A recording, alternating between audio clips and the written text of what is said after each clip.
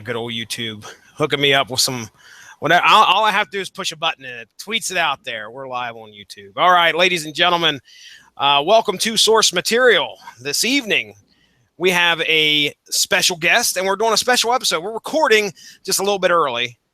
It'll be on the Radulich and Broadcasting Network sometime soon.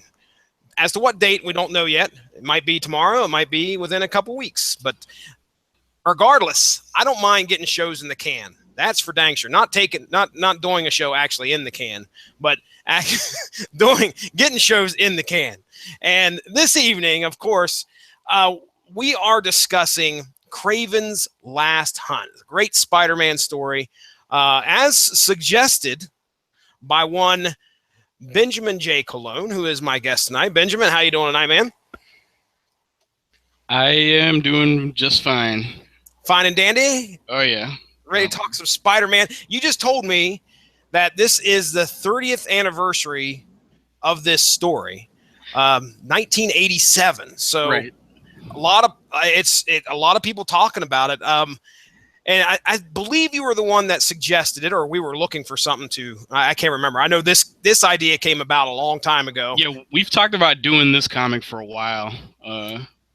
It just it seemed like the best time to do it for a couple of reasons. I guess you'll get it. You'll go into that in just a minute. Yeah, dude. Well, tell us about it here, man. You went to a con, and you don't have to go in. We'll talk about the details of the panel, but I mean, they celebrated this at what was it? It was, I want to say, East Coast Comic Con in New Jersey, in Secaucus, New Jersey. Which I've been an exhibitor at for the past couple of years. It's a really, really great show. I always have a good time when I go there. I had a chance, my buddy let me duck out for about 45 minutes to catch the panel. They did a 30th anniversary panel discussion of Kraven's Last Hunt, and what I actually found out, they brought pretty much the entire creative team together. They brought, J.M. DeMatteis, writer, Mike Zeck, penciler, Bob McLeod, inker, even Rick Parker, who was the letterer on the comic, and Jim Salicrup, who was the editor of I think all the Spider-Man comics at the time. It was they were actually kind of surprised because they said it had actually been the first time ever that all five of them were in the same place at the same time in person. Oh wow! Comics being a medium where most people work from home, you don't necessarily get to meet your collaborators face to face all the time or all that often. So it was I guess kind of a unique experience for them. And these are all people that whether they work closely together or not, they've been kind of friends and colleagues for maybe well over 30 years in some cases. What a momentous event, man. That had to have been something. And actually, to have them pull together everybody and put a panel on specifically about this 6-part saga. Let me ask you here real quick. Do you remember hearing about Kraven's Last Hunt, like after it got published at any point? Or when was the first time you heard about it? I have two sort of points of reference for Kraven's Last Hunt. One was the Spider-Man saga, which is, I think we might have talked about that before. Sometime in the 90s, it was this 4-part sort of retrospective of pretty much, I think, somewhere around the first 25 years of Spider-Man it had been at the time. I had, it covers Kraven's Last Hunt in some detail in that. Mm-hmm. So I was aware of it through that.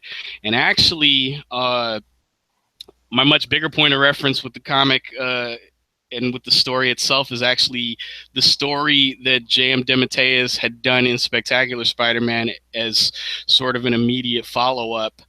It sort of bridged the gap between Kraven's Last Hunt and then the sort of 2-year long form arc that he did in Spectacular Spider-Man with Sal Buscema, that basically detailed the return of Harry Osborn as the Green Goblin and his sort of rise and fall, which we've also talked about.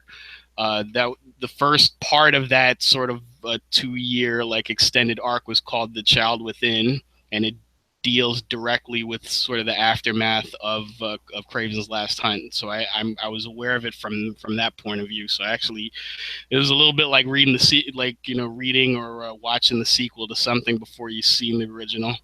Oh, you know, there are probably going to be a lot of questions that I have. You're going to be able to answer for me most likely because you've read those.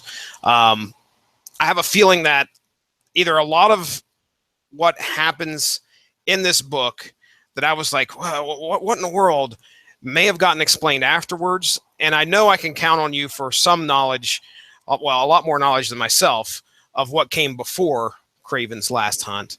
I can tell you that for me personally, I remember in 1987, I love to go on these little nostalgia thought trips here. 87, I think I was like 8 or 9 years old. I was enjoying, like, every once in a while getting a hold of a Spider-Man comic. I think I was actually collecting Marvel Tales, the reprints. I think is that right? Was it Marvel Tales where they were reprinting? Yeah. Okay, so I was collecting that, like, I don't know, 5 or 6 issue run or something, just something to keep me reading. As shortly after they reprinted the first appearance of the Punisher, and the Punisher was going up against Moses Magnum, and I can't even remember much of the story other than just the characters. I wasn't really getting Web of, I wasn't getting Amazing, so I wasn't getting the main title that was coming out at that point in time. Matter of fact, I think, in all honesty, I may own 3 comics that I bought at the time the Black Costume was around. At that time, in other words, I went back and collected some afterwards. But in the 80s, Black Costume Spider-Man, I wasn't reading, and I almost did not completely understand why in the world, what's going on here. So I did not hear much about Kraven's Hunt when it came out. Now, afterwards, the impact, probably a few years later, I remember a little bit of rumbling about the impact this story had. And we're going to go ahead and spoil this right now. I'm not going to sit here and pretend like I'm going to go through this book and then you're going to be completely surprised at the end. I want you to understand we're spoiling the crap out of this for you.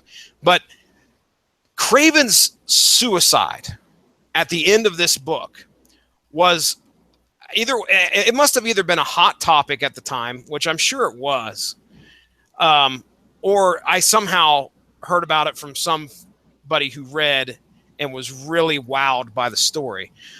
Is this, maybe it's been handled previously to this, but this particular story, was this the first time a character committed suicide in such a dramatic way in the pages of Kraven's Last Hunt, or was there other ones that came before this that you can recall? Specifically to Spider-Man, probably not. I was prepared to talk about this when we actually got to the chapter that it happened in, but yeah, well, we'll just jump around. I can't speak to as to what the immediate reaction was at the time, the comic came out. This is not I'm not trying to elbow you or anything like that, but I am a couple of years younger than you, so I was even younger than that in 1987. Yeah. I know I can make kind of an educated guess, just that this was still, the impact and the influence that the Comics Code Authority had in 1987 was a lot less than what it had been, in previous decades.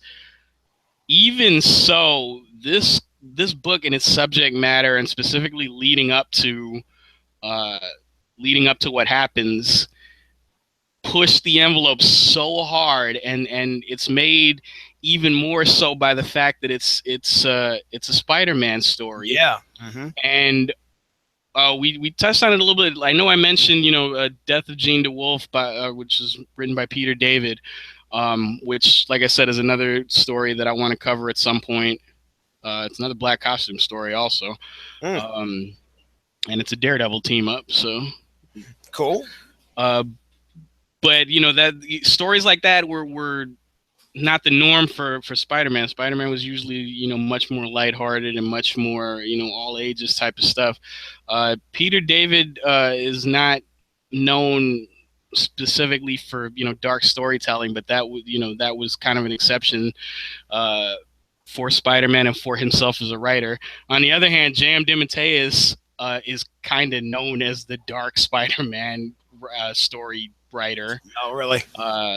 Most of his stories are extremely kind of psychological and really kind of deal with Spider-Man's and Peter Parker's issues. Yes. And in a way that in a way that actually makes sense. And like I said, with The Child Within, which is, like I said, is a follow-up to Kraven's Last Hunt. I think it came out in 1990, if I'm not mistaken, 90 or 91, right around that time. This was also during the time that, McFarlane got his own book, and he was doing, stuff like Torment, which is another fairly dark and more horror-flavored story. But DeMatteis was, in that follow-up story, he was, without outright saying it and without, making it blatant, he was basically dealing with, the possibility that Kraven's Last Hunt and the events of Kraven's Last Hunt basically gave Peter post-traumatic stress disorder. Oh, wow. And sort of him dealing with that and forcing him to deal with all the other things that, you never think that Peter Parker would have to deal with. But when you really think about what the character's gone through in the span of, at that time, almost 30 years, you think it'd be a pretty psychologically messed up person. Absolutely. He has dealt with some stuff. Well, let's go ahead. We'll get into the book, and then we'll continue our discussion on this once we get there. So let me bring up my notes here. We've already kind of talked about the creative team, J.M. DeMatteis and Mike Zeck, which, hey, come to think of it, I have myself a signed copy of a Punisher issue by Mike Zeck. I wonder who hooked me up with that. You do. Yeah, some guy. Some dude. Mike Zeck, oh man, let me tell you, the art on this book is phenomenal. I really do enjoy his work on here, much more than I did actually on the Punisher books that he did. You could tell that those were both around the same time. Was the Punisher miniseries 85? I think it might have even been a little bit before that. Okay. I don't know exactly for sure, but 83. Well, I did. That's my first ever podcast I ever did on here. So you'd think I would know, but I think Wikipedia is telling me 86. So 86. Okay. So it was right before before this is, and you could tell he's getting better in this book. So let's talk about Kraven real quick. He's clearly the focal point of our story.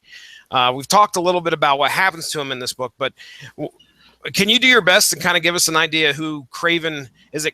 Is his first name or his last name's Kravinoff, right? Kravinoff, Sergei Kravinoff. Sergei Kravinoff. Give us your best description of who Kraven is. They get into the a little bit meatier detail of Kraven's backstory and his heritage, but basically he's just sort of the child of Russian aristocrats and sort of displaced Russian aristocrats who sort of tried his hand at big game hunting. And in the original page, he's one of the very, very first Spider-Man villains back in the 60s and the Ditko years, and he always was presented as this big game hunter who saw Spider-Man as sort of the ultimate prey. And over the years, I don't think anybody until this story, I'm not sure if many writers and artists really took him all that terribly seriously post Stan and Steve years. This is the story. there's a couple of Ditko issues that people know Kraven for, and then there's this. And I think even DeMatteis was not, and I know you have some info about the origins of this particular story. DeMatteis was not even necessarily sold on making Kraven the villain in this story until he happened upon the realization that Kraven is Russian, and DeMatteis is a big fan of Dostoevsky and sort of these working class versus aristocracy type, Russian tragedies and these big Russian epic stories. And I guess that in that way he was able to identify with Kraven, and he was able to put a new spin on him that nobody else had. And it doesn't betray any of the character that Stanley and Steve Ditko introduced. He's still a hunter. He's still preoccupied with his honor. He's still, borderline obsessive. They just kind of take that into the sort of grim and gritty 80s, and then, that's the story kind of does what it does. Mm-hmm. One of the things I saw that was interesting on there was that I think DeMatteis took this concept of this story to DC and pitched it as a kind of like a Batman Joker deal. And then I believe he said the other one that he pitched was a similar story involving Wonder Man and Grim Reaper. Both, of course, were turned down, and until finally they accepted. And I think they kind of honed it a little bit after he brought this back up and said, okay, well, let's do it with, I don't know if he came to them and said, okay, I want, I imagine he did with Kraven.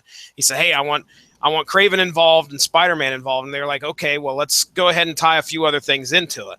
Let me go ahead. I got a good picture of Kraven here, I believe.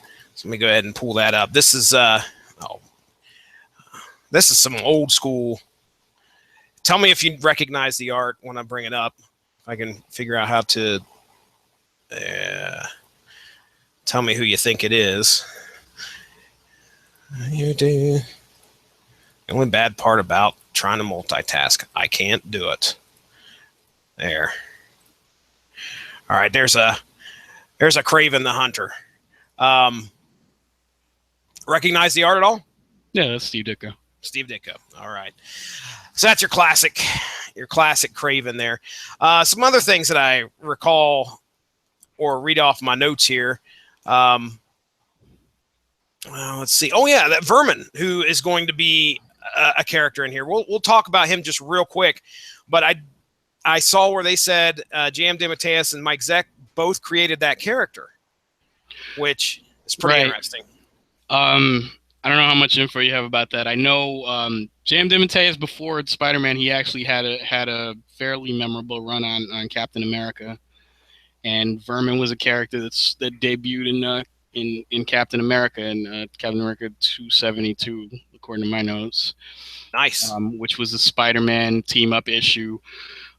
So Vermin, his origin, to go really briefly, and he's basically a mutated creature created by Baron Zemo, who's mutated into this sort of half man, half rat creature that has sort of this regressed, emotional state of, almost like a child, but he's also this really animalistic, almost cannibal, which is another thing that this story pulls absolutely no punches on. Yeah. When it comes to Vermin basically abducting people off the streets and pulling them into the sewer to become his prey. This is, this is an overused term, I guess, but it applies when I say, this ain't your daddy Spider-Man. Yeah, has some control over rats, I assume, because we see him. He has some type of power. This picture we brought up here has him, kneeling down and a bunch of rats clinging to him. So yeah, he's a scary looking dude. And between the art and between, of course, like Mike Zeck, the way he draws him and the way DeMatteis describes him, they go a long way towards making him seem just completely repulsive. Like just everybody's, terrified and disgusted of him, and very often both at the same time. And then, you'll get that 1 minute, and then they'll do something completely different, and in the next minute that'll make you completely sympathize with him. Yeah. Yep. He's probably the most sympathetic character. I know it's funny to say that, given that this is a story where Spider-Man gets buried alive for a week. Yeah. But he's kind of the in this whole freak show that's going on. He's one of the most innocent characters. In the middle of it, he's kind of stuck in between these two guys that are kind of at war with each other. And he was turned into a monster. He was an innocent guy that was turned into a monster, and now he's kind of stuck in this situation. And they do a good job towards 1 minute making you think he's a monster, and the next minute making you think he's the most pitiable thing you've ever seen. Give me real quick to put in perspective where we're at in 1987 with Spider-Man and Mary Jane, because I think that it plays into the story a little bit, not a whole lot, but I think it's important that our readers know where at in their history they are. I do know where you're going with this, and it's. If you ask J.M. DeMatteis, and a couple of people in the panel did, it's very, very important actually that this story takes place timeline-wise within the comic universe and in real life. This took place almost immediately after the marriage, after Spider-Man and Mary Jane got married. It may have been within a matter of months, if not less than that. J.M. DeMatteis kind of maintains that this is one of the best examples of a story that could not be told the same way if Peter and Mary Jane were not married. Mm-hmm. It would take a lot of the punch out of and a lot of the emotional drive, and we'll see that later on. A lot of the emotional drive out of the story if that were not the case, because that's a major driving force for Spider-Man, basically punching his way out of his own grave. Yeah. It's clear and evident that they're newlyweds, and he is in love, absolutely in love with her, and vice versa. It's always been like that, but now they're married. They have that tie, that knot. Tie the knot. They tie the knot, that tie that binds. So, yeah, it's important that people understand this occurred very shortly after they got married. So, all right. Well, I'm going to go ahead and do my best here to summarize issues 1 and 2. You have anything else you'd like to bring up before we get into the first 2 issues of the book? I think I'm good for now. Let's get started. Rock and roll. Let me go ahead and we'll get our placeholder picture. Man, see, I'll get it down one of these days. I swear, Benjamin. Here we go. Hold on. Boom. And screen share. Just enough buttons to push. That's all. There. All right. It's good that you have this, because the version of the trade that I have, I've got a really old hardcover of this book, and it doesn't have the covers as they appeared like on in the actual comics. Oh, really? Yeah. The well, those covers are iconic, and I remember issue 5 or part 5 sticks out. So I remember shortly after I found out about what happens, I was like, man, what issue does this fall in? And immediately, as soon as I see that issue, I'm like, okay, I've seen this in other places.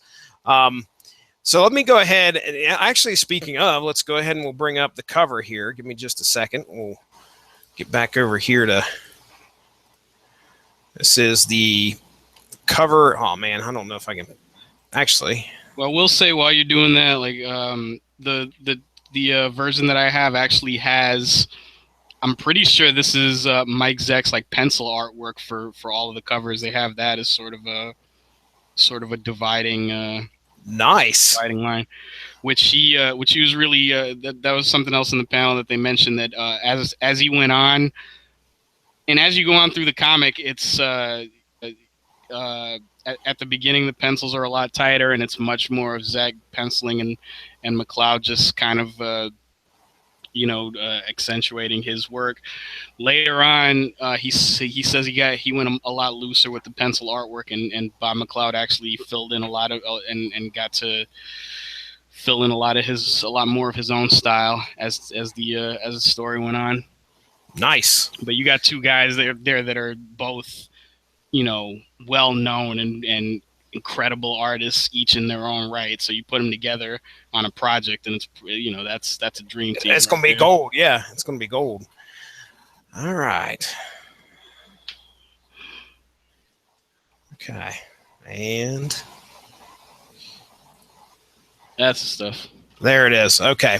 All right. So here's our cover to issue 1. Now I'm just like I said, I want to briefly summarize issues 1 and 2, and then I might throw some questions in there. Okay. We open up and we can see Kraven the Hunter, who's clearly obsessed with Spider-Man.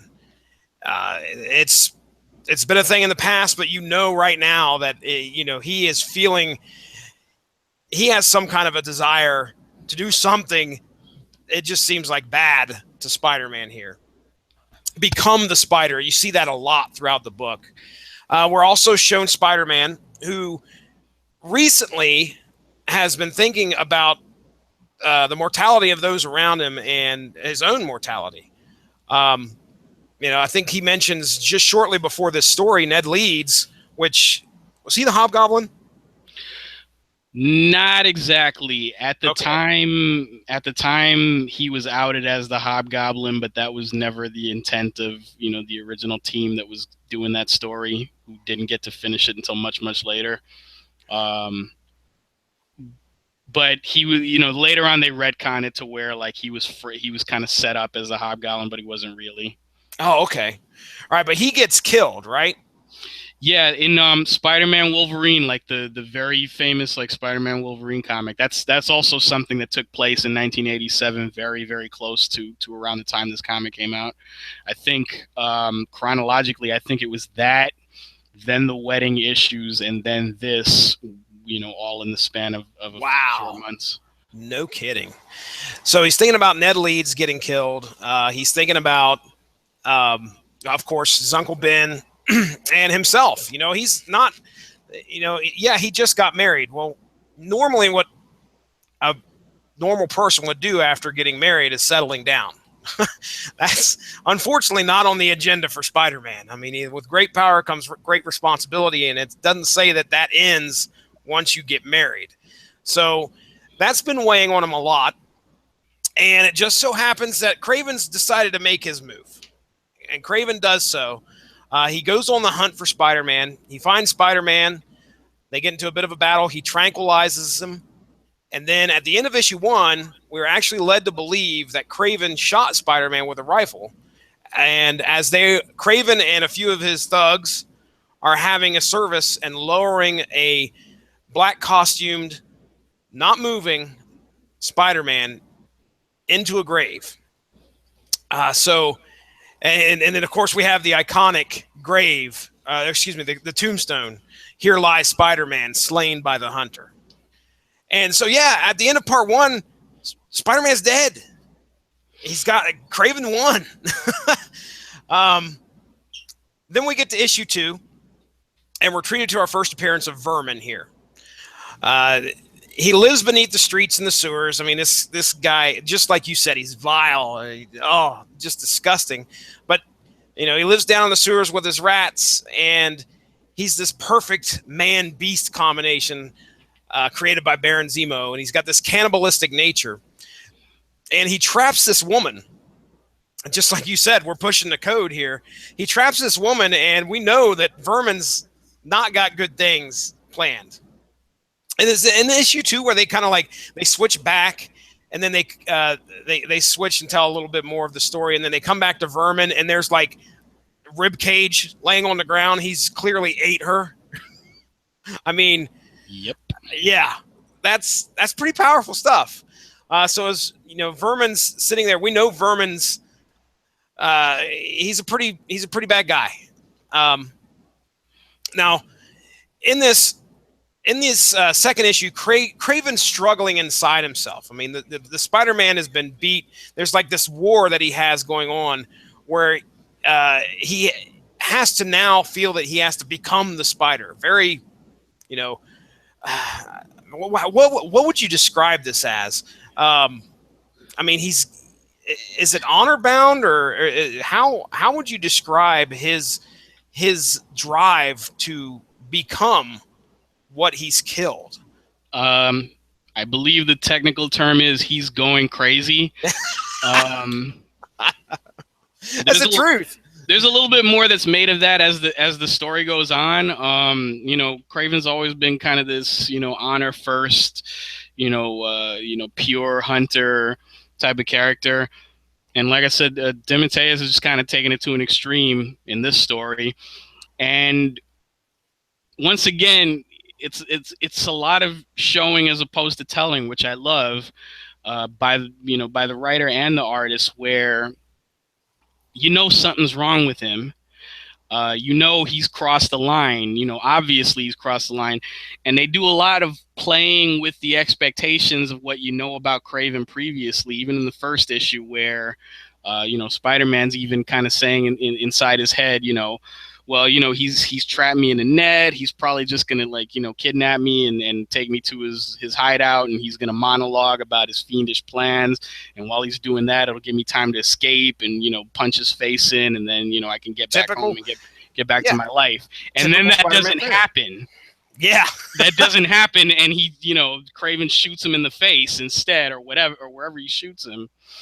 So they do a lot of playing around with that kind of expectations. One, of what you think you know about Kraven, and two, of what you think you know about supervillains and comic books in general, which once again is really great. I love when stories do stuff like that.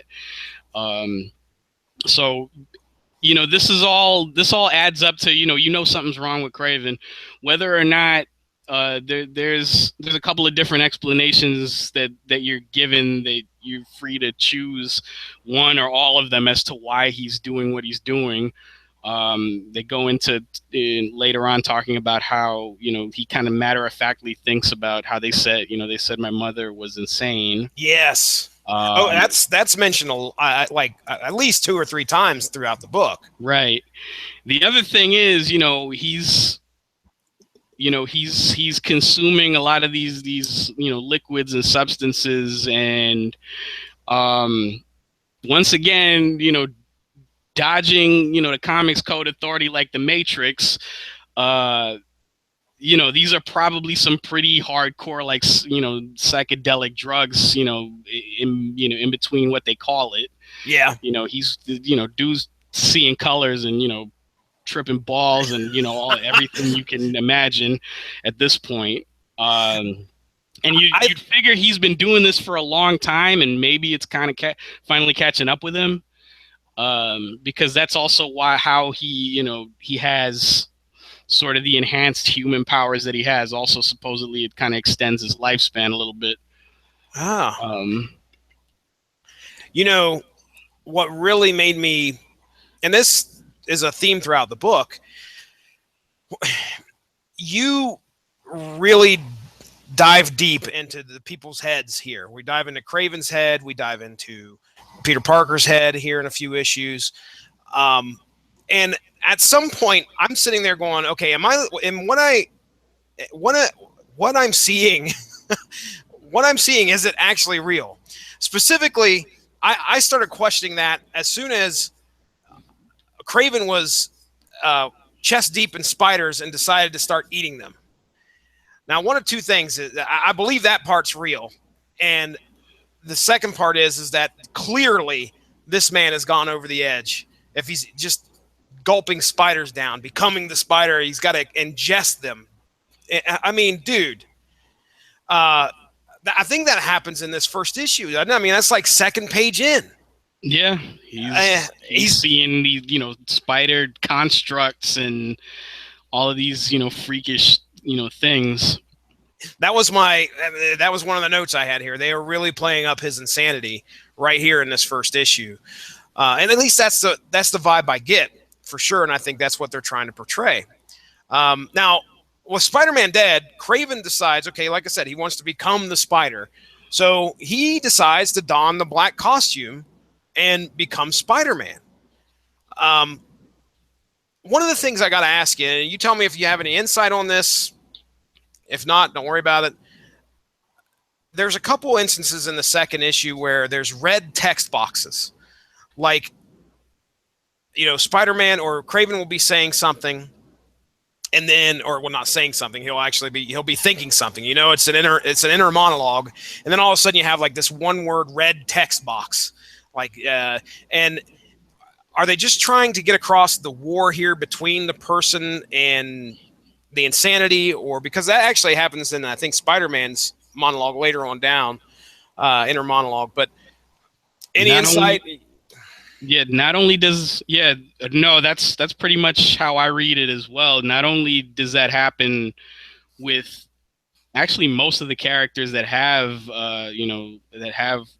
thought text boxes in this story, but pretty much any story that DeMatteis writes, he pretty much writes inner monologue in that way, as basically multiple different voices kind of arguing with each other within somebody's head, which works really well, especially with Kraven, where he's losing his damn mind, and he's got all this conflict going, and he's kind of struggling with it a little bit, because you see, like, every once in a while he's going back and forth. Why am I doing this? Why am I doing this? But he keeps doing it.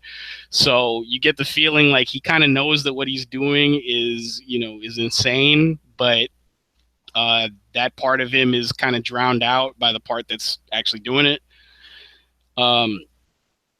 Spider-Man has kind of a similar thing where, especially later on, we'll see, like, when we'll get to it in a minute, but he's kind of struggling and conflicting with himself as, I want to do this, but I'm scared, but, I have to do this, but I don't know if I want to, and I don't know if I can, and I don't know what's going to happen. And, I was just, buried alive, and we'll get there.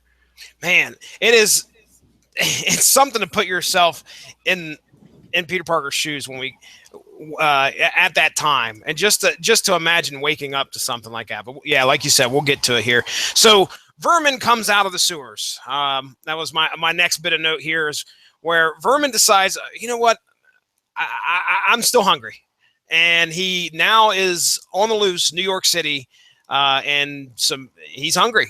So who's his next victim going to be? I think he may find this lady.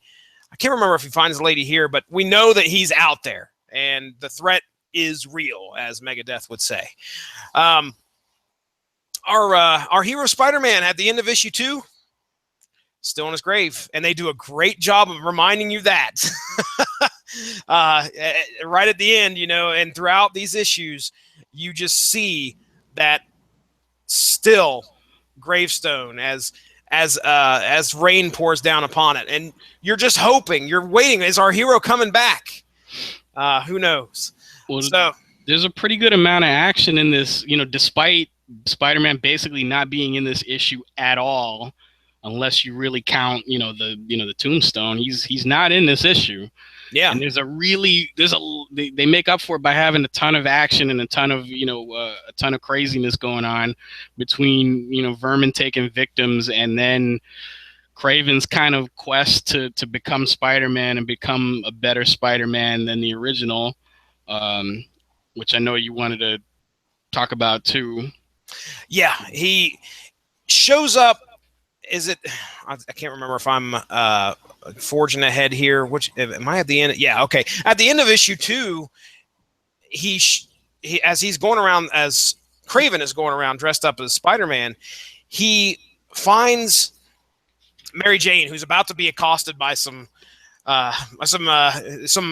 jerk jocks, I guess we'll put that up. Yeah, some pros. So she's about to be accosted, and here comes black costume. Here comes the signature black costume, and as she's about to, face her end, Kraven just kicks 7 shades of shit out of him. He does, dude. And she watches this happen, and she immediately realizes, oh shit, that is not Peter Parker.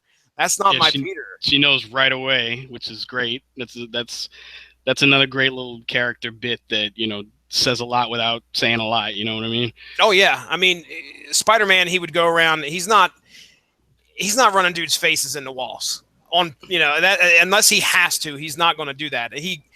Mary Jane knew that he had these 2 jerks outclassed as soon as he landed his feet on the ground, and then of course Kraven takes just a little bit further than what she expected Peter Parker to do, and that's when she knew for sure.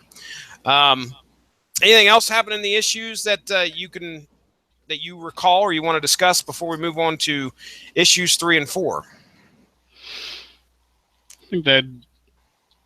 I think we pretty well covered this particular issue, like the best, the finer points of it. Like I said, towards the end of this issue, Kraven is really like hallucinating like crazy, and he's really like there's a huge giving in to the huge spider that's made of spiders, and he is just at war with himself, trying to. I don't know. I mean, I've not been. I guess I should say I've been there where there's something that I need to overcome, something that I have to do, and no matter what, it completely vexes me. But I'm going to do my best to try and beat whatever that is and try to overcome it. And the sooner I do that, the less fear I'll have of it. Now, Kraven's inner war with his, I guess that's what we're privy to here, is his inner fight and always being beaten by Spider-Man. He needs to overcome that. I don't want to say fear, because I really don't get a sense of fear from Kraven at all. But I know that there's something that he feels he has to beat that Spider-Man has. He keeps referring to the spider like there's this spirit inside of Peter Parker that he must best. And at first, the first thing he has to do is overcome his own fears in order to try and do that with Peter Parker. Am I far off? What do you think? Nah, I'm pretty close to, I'm pretty close to that sort of thinking too. The closest thing I can think of that this kind of reminds me of, and once again, because I do this in almost every show I appear in, but I'd give a shout out to Robert Winfrey, and I will usually make a Hannibal Lecter reference in some way. But if you've ever read or you've ever seen Red Dragon, the character Francis Dollarhide in Red Dragon is sort of obsessed and preoccupied with this idea of becoming, and the idea that he's going to ascend to like a higher plane, or he's going to become a more become a more complete person, and then transcend that and become more than a person and become more than a man and conquer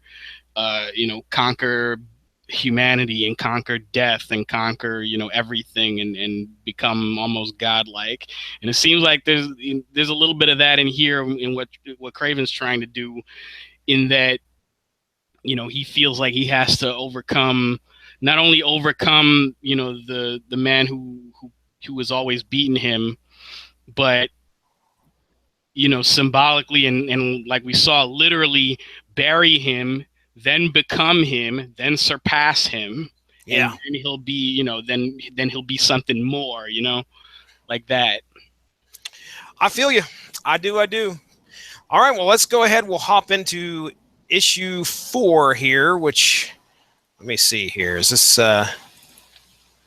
make sure I get not issue 4, issue 3. Part 3. Yes, part 3. Let me open this up here. More or less where we left off with Kraven killing criminals. Yeah, I mean he's still dressed as Spider-Man. He's in the black costume, going out there, continuing to take care of business. But now what the problem is that Spider-Man has a bit of a reputation in the city of in New York City, and while it's not good, I'm sure that not too many people report about the fact that a Spider-Man killed a guy last night. That's not really going to happen a whole lot. Well, now that Kraven is out there in the black costume, I think at the beginning here, he comes across some thieves and he lays them all out. The police come and investigate, and they find out that, yeah, one of them is dead. So now the papers are reporting that Spider-Man has become way more violent. I think one of the headlines is Spider-Man goes berserk. So they're seeing here, and what they're seeing is a Spider-Man that's let loose on the criminal underground. But of course, we all know it's Kraven dressed up as him. Now, we also we also are shown Vermin, who attacks yet another victim. The police arrive, and he ends up attacking the police. And it doesn't go well for them either. I think he calls some rats up to eviscerate one of them, and I think he almost kills, there was a lady police officer, almost kills her. So again, Vermin's on the loose, and things are getting worse. People are getting eaten. People are getting attacked by rats. Kraven ends up finding Vermin and actually capturing him. And it's important to remember, Kraven is still dressed up as Spider-Man. And as you mentioned before, Kraven has had his run-in, or not Kraven, but Vermin has had his run-in with Spider-Man and Captain America. So they play on the fear that Vermin has. You mentioned the childlike qualities that this guy has, and he's kind of got this fear of spiders and Spider-Man. So because he doesn't want to get beaten again. But Kraven's jumped in. He's captured Vermin, and so is that the end of Vermin on the streets? I don't know. We'll find out. Now, MJ, she grows a little bit more concerned as Peter has not come home. Plus, the papers are reporting that Spider-Man's practically, gone insane, gone Punisher. And what we close part 3 with what appears to be a black costume hand rising from the grave that Spider-Man was placed in. So that grave that we keep seeing up until now, that still grave, finally the loosed earth is unraveling, and a hand is coming up out of there. So what's going on? We got a zombie Spider-Man. I don't know. Stuff has gone crazy, and that's where issue 3 ends. Now, when we get to part 4, we are shown what's going on in Peter Parker's mind. Now, Peter Parker is still alive. At least we think he is. We're treated that white page where you're starting to wonder there at the beginning, like, oh man, is he in heaven? This doesn't look so great. But no, he's going through some stuff in his own mind. Now remember, he was tranquilized and put in there, and he's having an inner conflict with himself as well. There's a lot of thoughts about death. He slowly comes to realize throughout this crazy mind trip that he's having that he's actually in a coffin buried alive. So I imagine his mind is trying to rationalize that as well. So we get this great sense of devotion, his devotion to his new wife, Mary Jane. I mean, throughout that whole period where he is, he realizes that he's trapped. The one thing that's on his mind and that's driving him forward is to get back to his wife. And he also has that fear of dying and leaving her behind, which is, again, I think that's something that most spouses feel. You don't want to leave your newlywed wife behind. You don't want to leave your kids behind. You don't want to die. That's just the way it is. But crawling finally from the grave, he finds out that he's been in there for 2 freaking weeks. 2 weeks. And now he also finds out that Kraven has created this situation where, yeah, he drugged him, buried him alive, and then put his costume on and went out and basically sullied his name. Was doing these horrendous things dressed as Spider-Man. So he finally makes it back to his apartment. Peter Parker finally makes it back to his apartment and, falls into the arms of his wife. And I assume, my guess is probably passes out because that's a bit of an ordeal. Now, as he wakes up, when he wakes up, he tells Mary Jane he has to go find Kraven. And here we are, shown yet again in this issue, Peter Parker choosing his duty as Spider-Man over his wife. And it's not like Mary Jane looks at him and she's upset about it, but she understands. So at the end of issue 4, the final panel shows Spider-Man hanging behind a big grinning Kraven who throughout the issue kept saying, he's out. He's coming. So he knew Spider-Man was on his way. So that's parts 3 and 4. Benjamin, I mean, we have a lot of stuff that happens in this issue, a lot of these 2 issues, a lot of stuff that deals with what Peter Parker had to go through. What do you got to say? Going back to issue 3, first of all, we see the effects of Kraven just going all out in the Spider-Man costume and just brutalizing criminals, killing at least one of them, probably crippling or hospitalizing the rest. And he's taking no prisoners. He's going he's going crazy in the streets with Spider-Man's identity.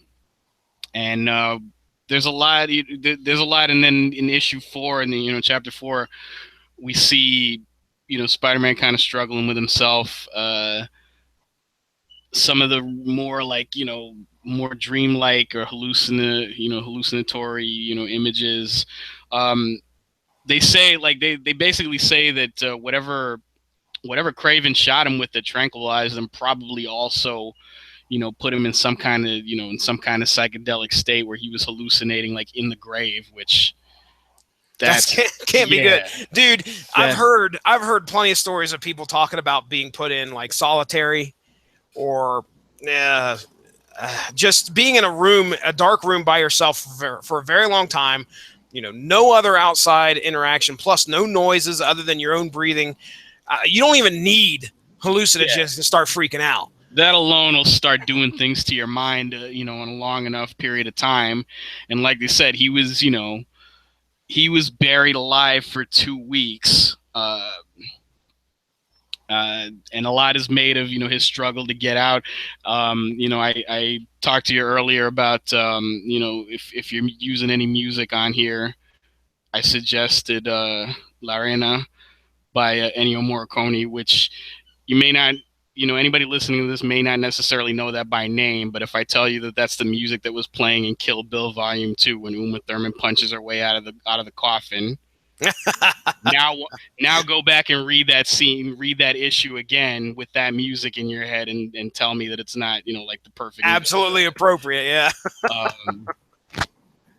And it's a release because Peter's freaking out and he's having this hallucinogenic episode, and you're not sure what's going to happen and you're not sure how he's going to get out of it, but he claws his way out of his own grave, and when you finally see him pulling himself back up out of the grave, it's like this this big release of a moment where it's like, yes, he did it. It might have cost him his sanity, but he did it. There's one probably maybe not the last thing, but there's something I really wanted to mention too, which is what Mary Jane's doing throughout all of this and sort of the struggle that she's going through, because and this is a little detail that I don't think everybody, I don't think a lesser writer would necessarily get or necessarily jump on. But Mary Jane's whole thing with this is that Peter is missing, and you got to remember he's been missing for her. He's been missing from her for 2 weeks as well. She don't know what the hell happened and where. Yeah, some other dude has Yeah, at least Peter knows where he is or what happened, more or less. Mary Jane has no idea what happened. And some other dude's wearing his costume. I mean, you got to be freaking out, thinking, whoa, wait a second. Why is somebody else wearing his costume and doing these things? But then the thing about that is she can't go to anybody. She can't call the police. She can't call anybody because she doesn't want to blow a secret identity. She's still kind of worried about that. She goes, there's a quick like 2-page scene where she goes to visit Robbie Robertson, who's a supporting character that works in the Daily Bugle. One of my favorite like non-superhero like supporting characters. Spider-Man's always been really good when it comes to just regular people supporting cast, and Robbie's one of the best examples of that. And he's basically a friend to both of them, but she still can't talk to him about what happened. He does not know Peter Parker is Spider-Man, right? Well, that's sort of a hotly debated topic of conversation between Spider-Man fans.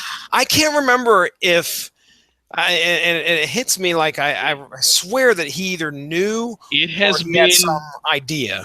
It has been implied, heavily implied for a very long time that Robbie probably knows, but won't tell anybody.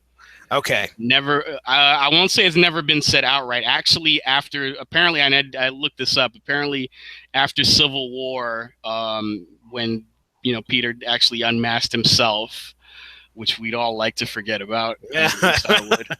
Apparently, right after Civil War, actually, Robbie copped to the fact that yes, he did know. He did know. He had known for a long time. One more day probably undid all of that, so we're probably back at square one with that. Like so many other things that that undid so much character progression when it comes to Spider-Man. But that's a whole other story and a whole other episode that I may not necessarily even want to appear on because I'll never stop talking. Well, okay, let's talk about. I want to talk about a couple things here. I mean, give us your thoughts. Right now, I've got up the panel where he's crawling out of the grave. 1 page, full page. And the only words on there are "I love you." You got any thoughts as to his feelings for MJ at this point in time? First of all, just as an artist, that's a beautiful page. Mm-hmm. I mean, that I'd love to know who owns that page, actually. But once again, it says a whole lot without saying much of anything. You get it 99% in the body language, where he's kind of like slumped backwards out of this hole in the ground, and he's covered in mud. And it's at the same time, like I could go on and on about this, but it's a show of incredible strength, but also just he looks completely exhausted. It took an incredible amount of strength, an incredible amount of superhuman strength to do what he did, and it probably took damn near everything out of him, and all of that is on the page. All of it shows through in the artwork. And his head is slumped to one side, and you can imagine he probably can't even see straight. He probably it's dark outside, and you probably still can't. You'd probably still not be used to what little light there would likely be. Mm-hmm. All of that comes through in a page where there are no words uttered. There's a single line of internal monologue, and you can't see an actual face. And that's a damn good artist right there that can do that. Yeah, very impressive. I can tell you that in my research, and you might have brought this up at the panel. Let me go ahead and I'll bring up. Hold on a second here. I need to find it. There we go. There we go. So the cover of part 4, where, I mean, this is, yet another tribute to what's going on. Now here he looks. That's the one to have right there. Yeah. what Zek had said, Mike Zek, he said that when they came up with the idea for this story, this was the cover that he knew he was going to do first. He said, if somebody came to you and said, oh, hey, okay, here's what we want you to do. We want our hero crawling out from his own grave. And Zek was like, yeah, I have no problem. And so he said that this was definitely the first cover that he did, and he based pretty much the rest of the covers all around it. You got anything you'd like to say about the cover for part 4? I'm not even sure what I could do, what I could add to any of that. I don't know what I could say that hasn't already been said about this. This is the iconic cover. This is the cover they stuck on the trade paperback, on most of the trade paperbacks. This is the one that everybody remembers. Yeah, there's a good reason for that, because it's by far the best one. Mm-hmm. And you get a lot out of that. The image within the comic tells the story, basically tells the same moment in two different ways. This cover and then the splash page on the inside. As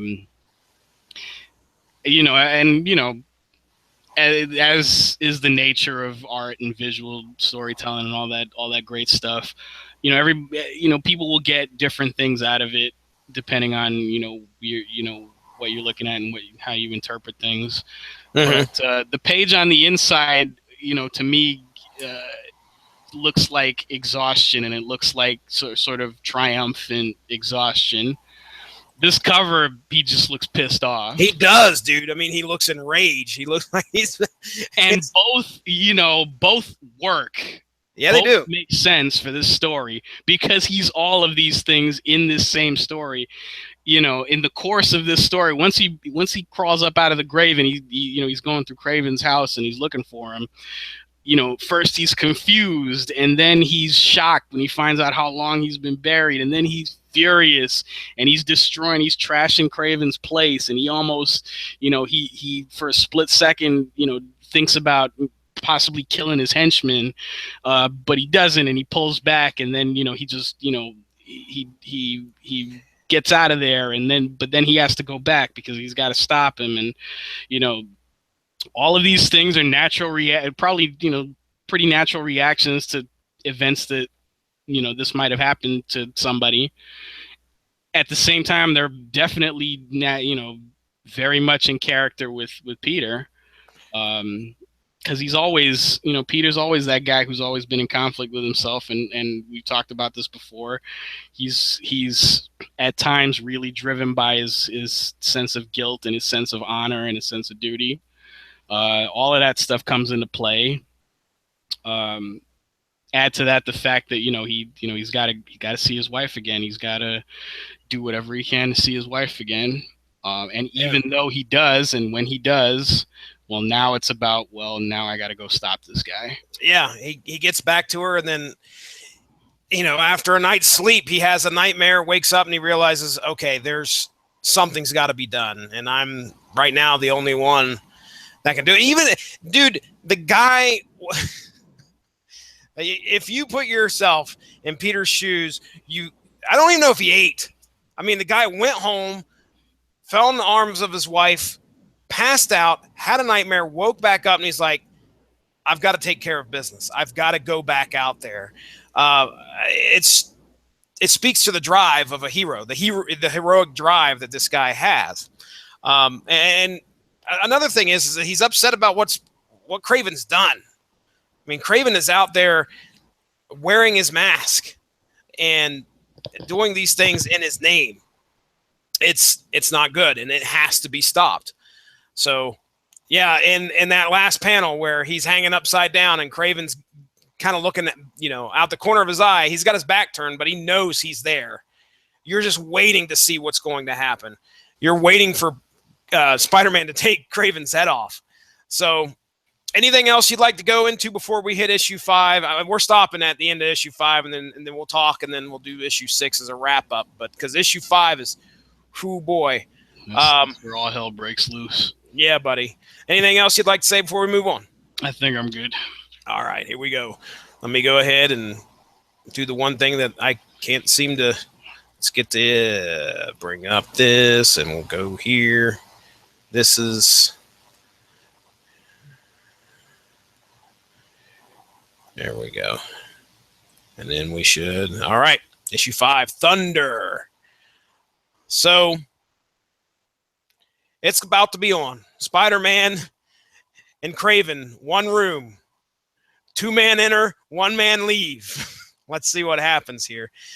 So as Spider-Man confronts Kraven, Kraven seems to have changed a little bit. As Spider-Man hits him square in the jaw, and Kraven isn't even fighting back. He's almost reveling in the fact, and he tells Spider-Man this. He's like, look, I could have killed you. You would have been dead, but I allowed you to live. And I also took your place. And he's satisfied now. He feels that he is superior to Spider-Man.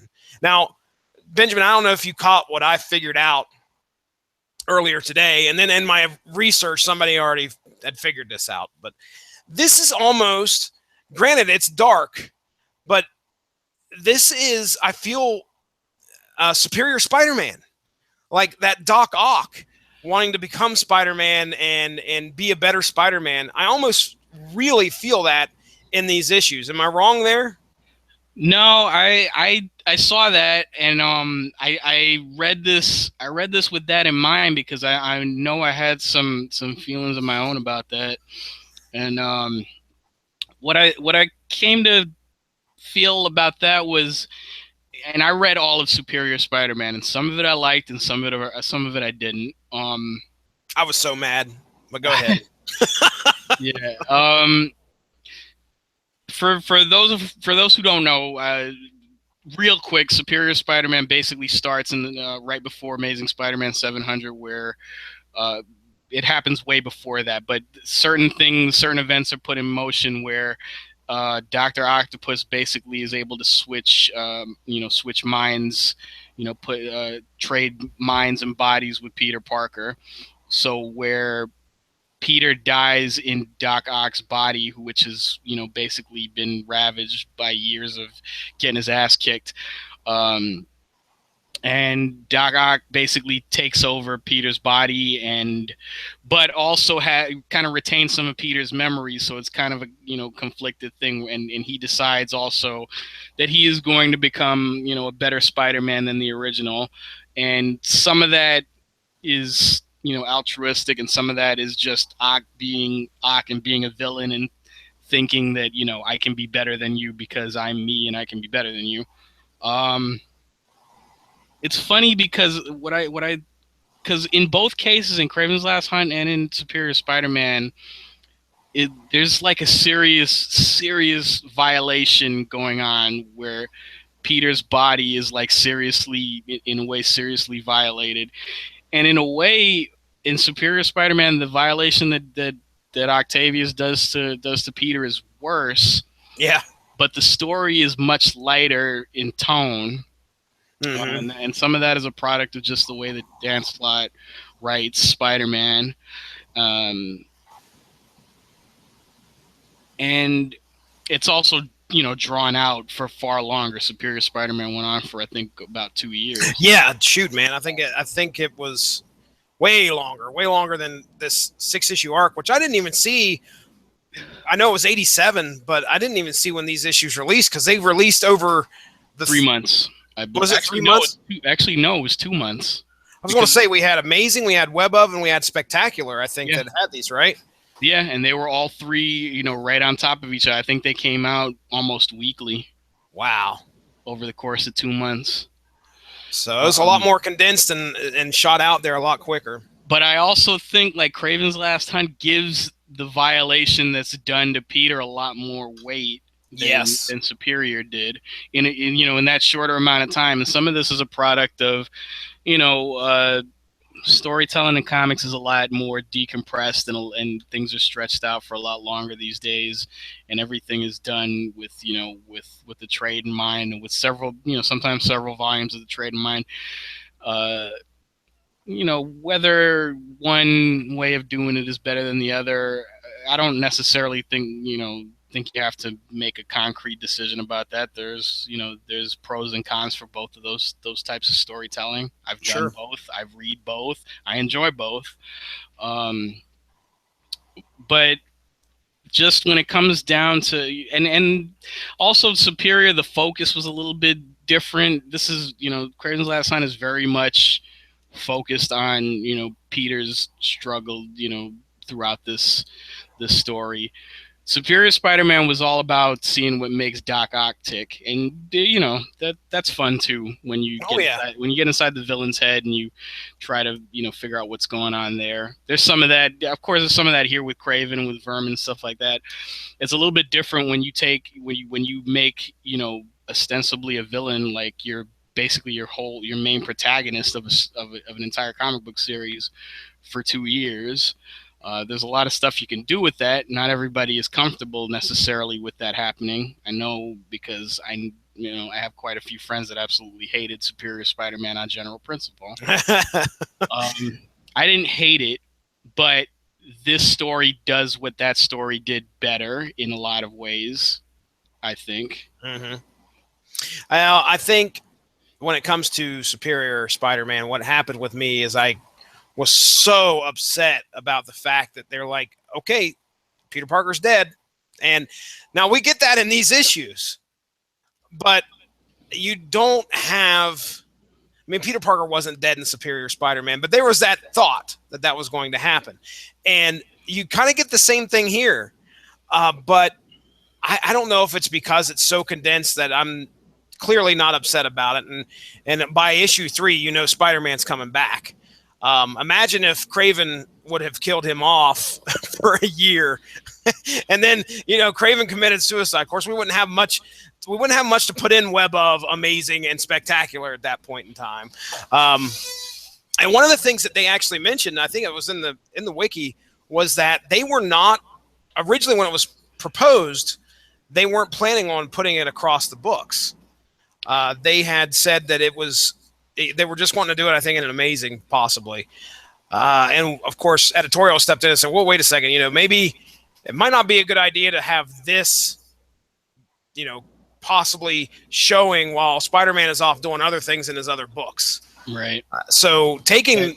That definitely came up in the panel, too. Did it really? What, did they say anything else, or... Not just that was the general gist of it. Like like I said, Jim Salicrup was the editor. He was on the panel, and he floated the idea of, well, this is such a heavy story, and it's such a a big event and a big thing that's happening to the protagonist, where you basically take him off the chessboard completely. Yeah, you got to get him out of there. And if you do that, then but then you have him doing other things in other issues, and maybe more lighthearted things in other issues.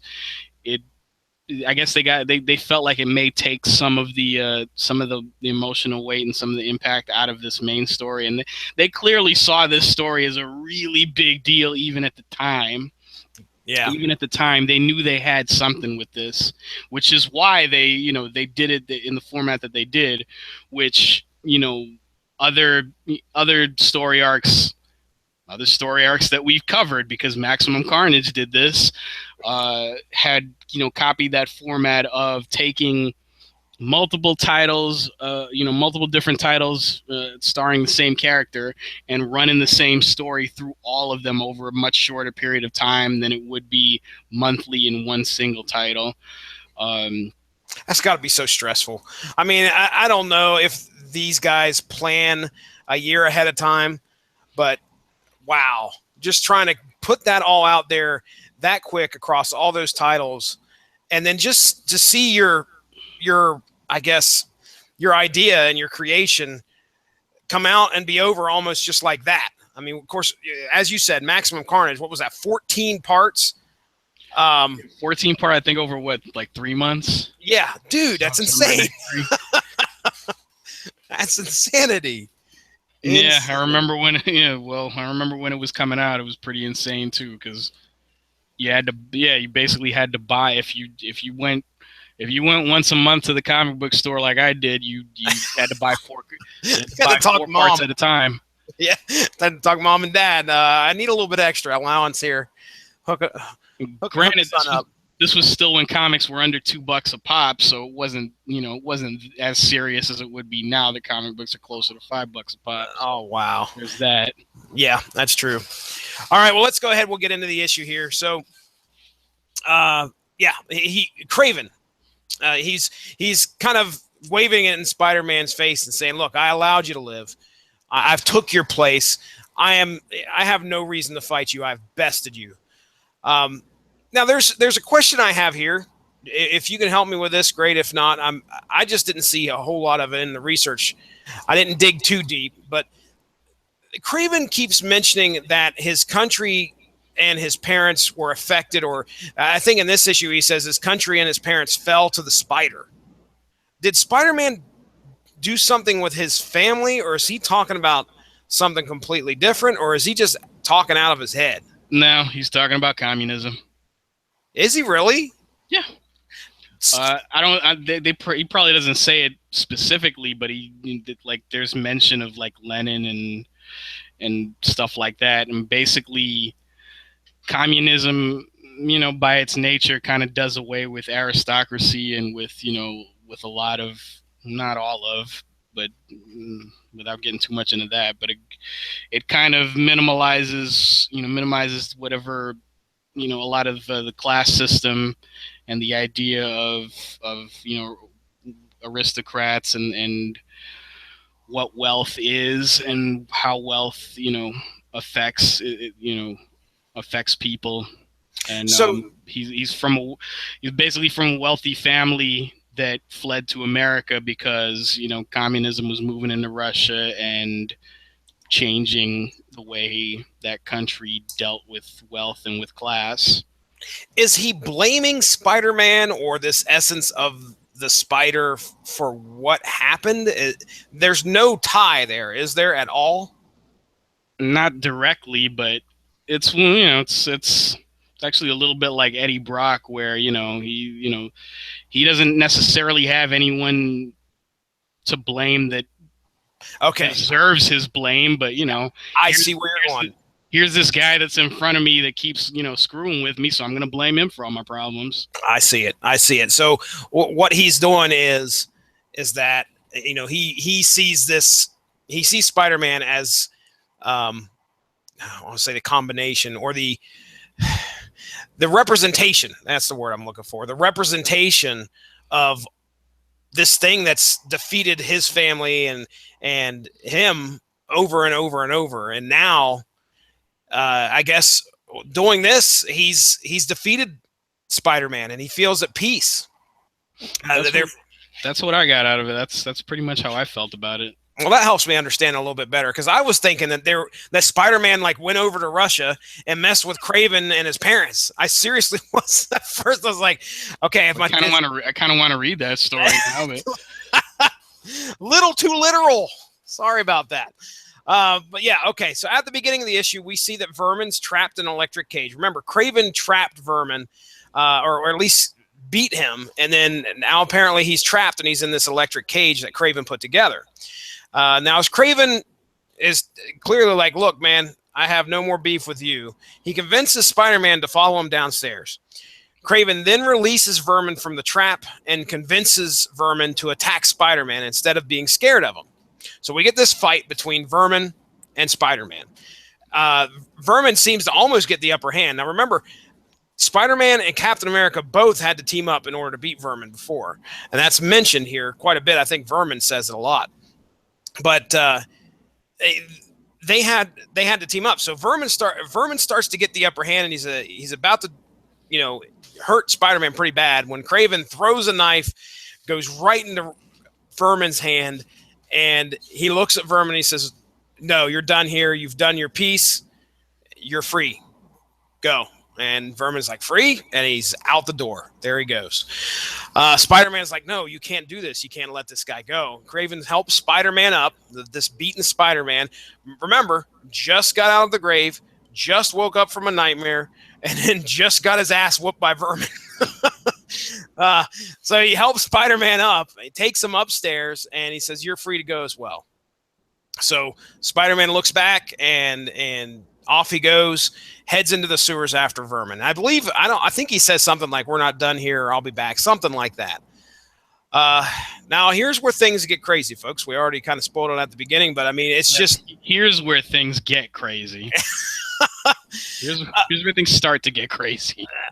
I guess it's a little late for getting crazy in this book, but Kraven is, he's kind of reminiscing about his family and about how he feels at peace, and now that he's beat the spider, he's become the spider, and he walks in to where there's been this empty coffin in this room, and you don't know specifically what it was for.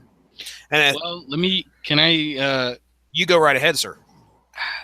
Now, there's one panel in here where it definitely looks like part of the top of the lid of this coffin has been broken off. So I'm wondering if that's the same coffin that he buried Spider-Man in, that he punched his way out of and then dug out of. That's my guess. I'm looking here. I'm going to see if I can get the page and so you're thinking it's the one that Spider-Man broke out of. Yeah. He laid it up there, and you're kind of wondering, well, what in the world is this for? Yeah, here it is. Let me save this and bring it up. Bear with me. I gotta finding the page and saving it ain't too hard. It's just getting my computer to reload the freaking pictures so I can bring it up. I've saved so many pictures for this podcast. Dude, I've got pictures of like freaking He-Man from like a year ago. It's ridiculous. All right. There it is. All right. That is. So, yeah, you can see on that bottom left, it does look like it was. And as you're looking here, man, dude, he's looking at his family. And then you see the rifle sitting in the coffin, and he picks it up, and there is a sound of thunder. Remember, the name of this part was Thunder. I'm just going to go ahead and bring up the next panel. I think this is the next one. Mm-hmm. And he just picks the gun up, puts it in his mouth, pulls the trigger, and boom. Kraven blew his own brains out and fell backwards into an empty coffin. And now, the next page I've got questions about. If it means anything, I don't know. Actually, we could probably talk about it right here, because down there on the right-hand side, he's focusing on his family. So, and of course, the last thing he says, they said my mother was insane. And then boom. Benjamin, I give you the floor, sir. Well, like I had said before, this was 87, and the Comics Code did not have as much a hold over the the content of the comics industry as it certainly as it did like in the 60s and 70s, where something like this would never ever have flown. You go back even to I think the early 70s was when Spider-Man had the other kind of Comics Code controversy that everybody knows about, which is I think it's issues 86, 87, or 96, 97, 98, which is that was Harry Osborn getting hooked on LSD. Oh, that's right. And they depict that, and they actually published those issues without the Comics Code seal, which was a huge no-no back in those days. Very controversial, but they were really good, well-told stories that actually had a very positive, message against drug use. Yeah. But what my point is even that kind of content was not Comics Code approved, during that time. And here, we have a little over 10 years later, and this is not overtly graphic, not as graphic as I guess it probably could have been. As far as, but the first of all, the idea that you're going to depict a suicide in a mainstream, Marvel comic at all, I think is something that was pretty gutsy for the time. And I'm not talking, and we're not, you see the page we're looking at right now. This is not like off. This is not entirely like off panel implied that so and so, killed themselves in some vague way that they don't have to describe. This is literally Kraven putting a gun in his mouth and blowing his head off, and you see enough to know exactly what happened. There is no kind of ambiguity. There's no gray area here. Yeah. You know by this page exactly what happened, and it's a really brutal, really, as graphic as it needs to be, really depiction of suicide.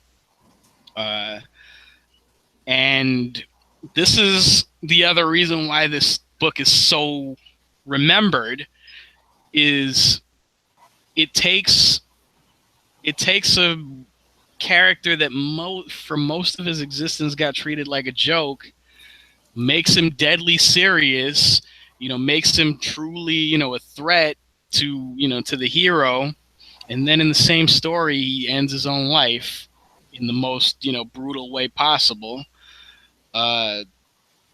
It's really gutsy, way to go about doing it. And I don't know the long term, well, I have an idea more of the long term effects of what this was and what this meant, and some of it benefited from, like I said, this was the grim and gritty 80s. This was immediately post Watchmen, post Dark Knight.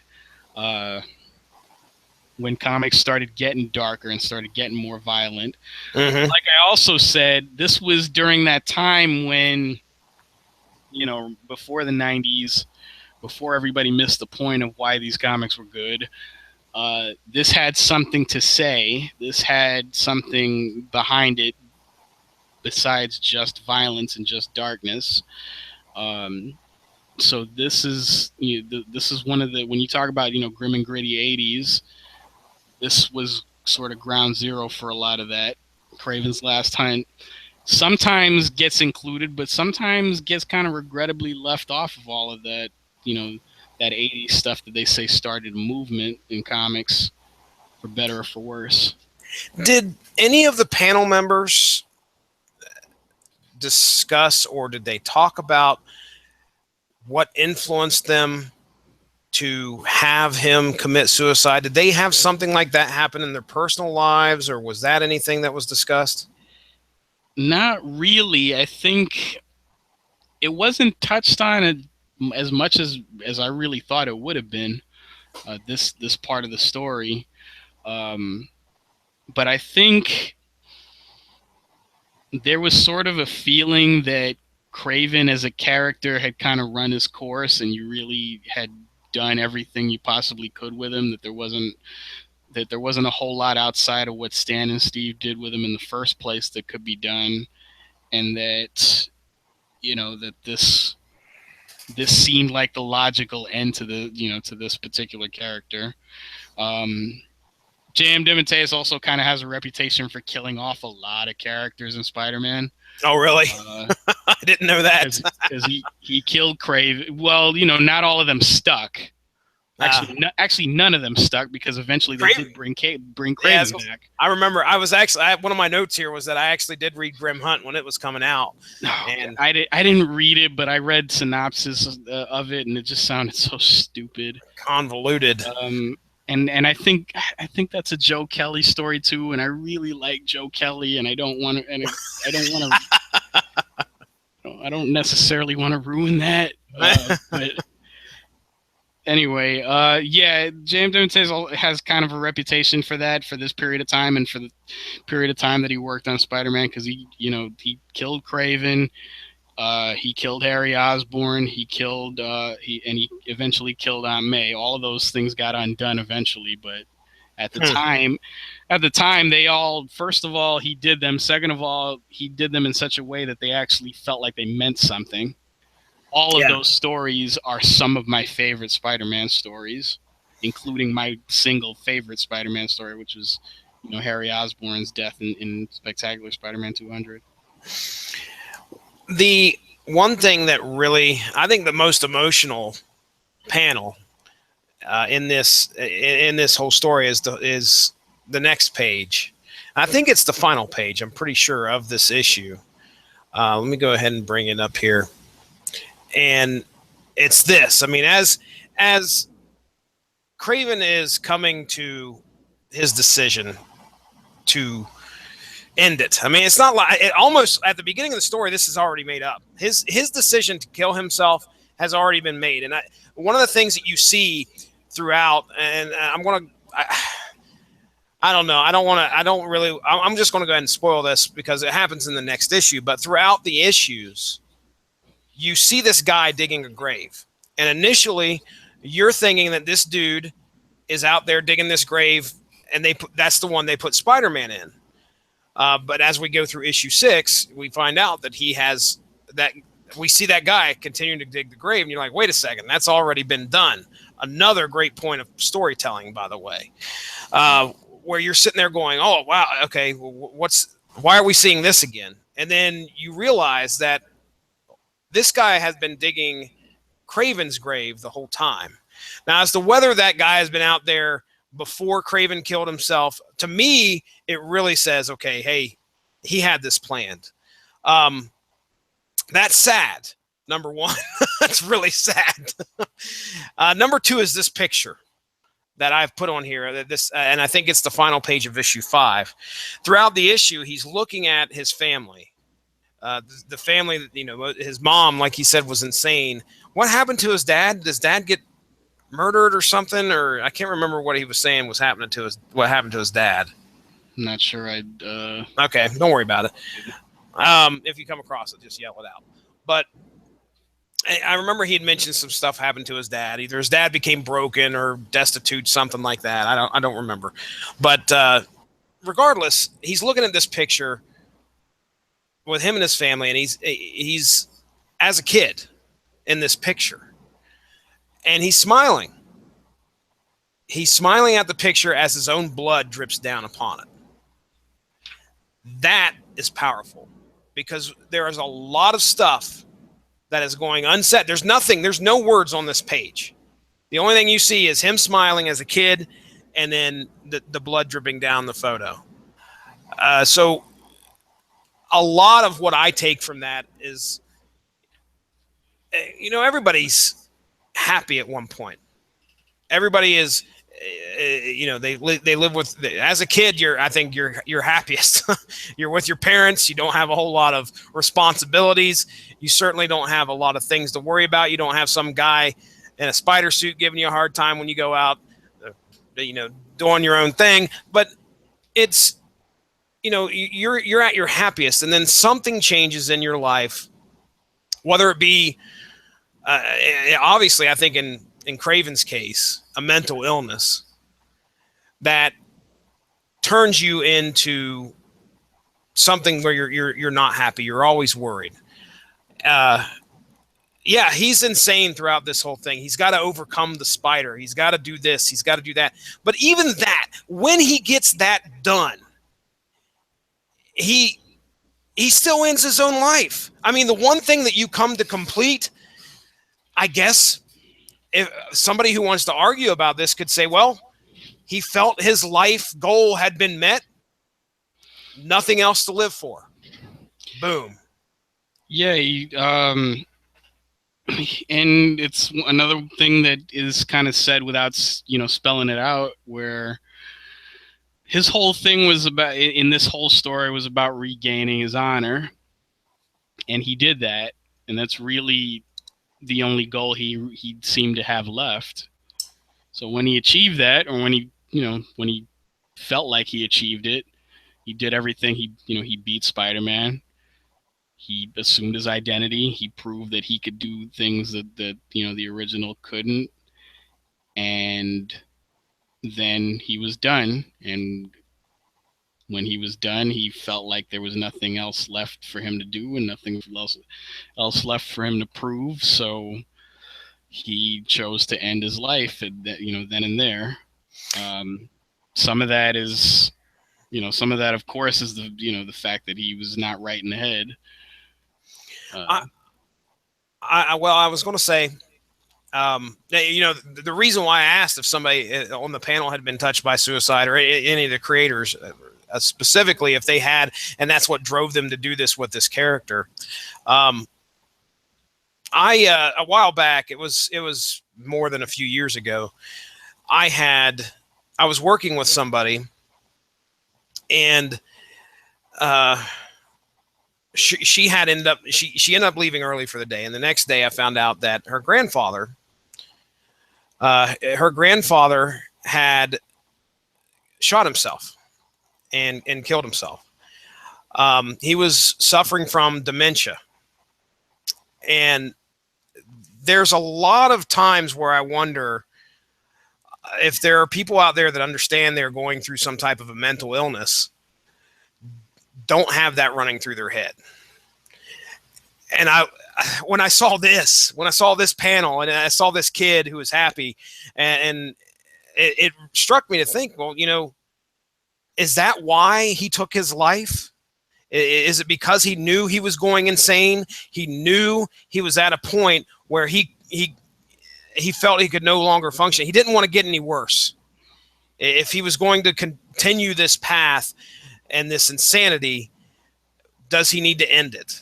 And he chose to do so. But hey, it's another thing. I love getting on these. Me and you seem to have some of the most emotionally bound issues sometimes when we come to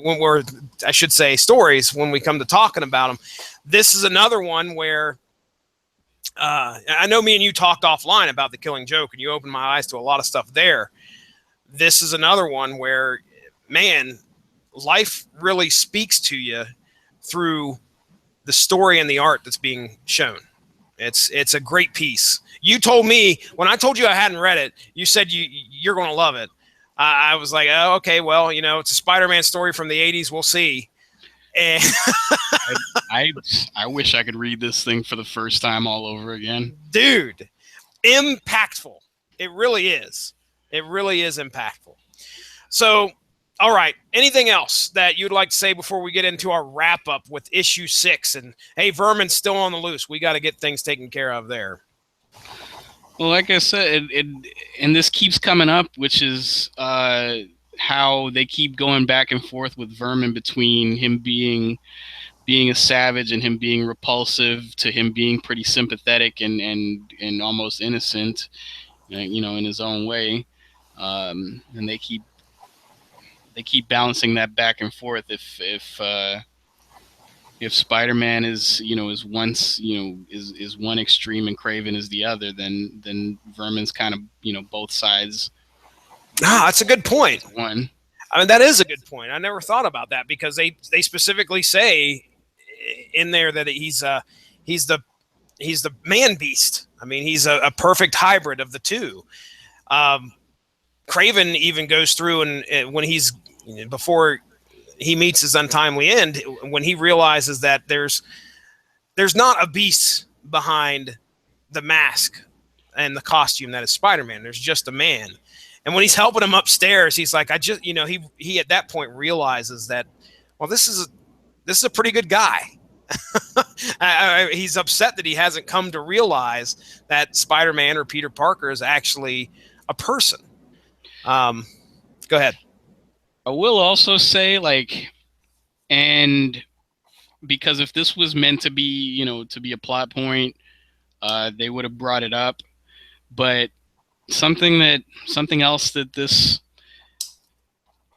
I wonder if this was also very much in the same way when this was intended to be a Batman Joker story. At no point does Kraven unmask Spider-Man. At no point does he try to figure out what his identity is.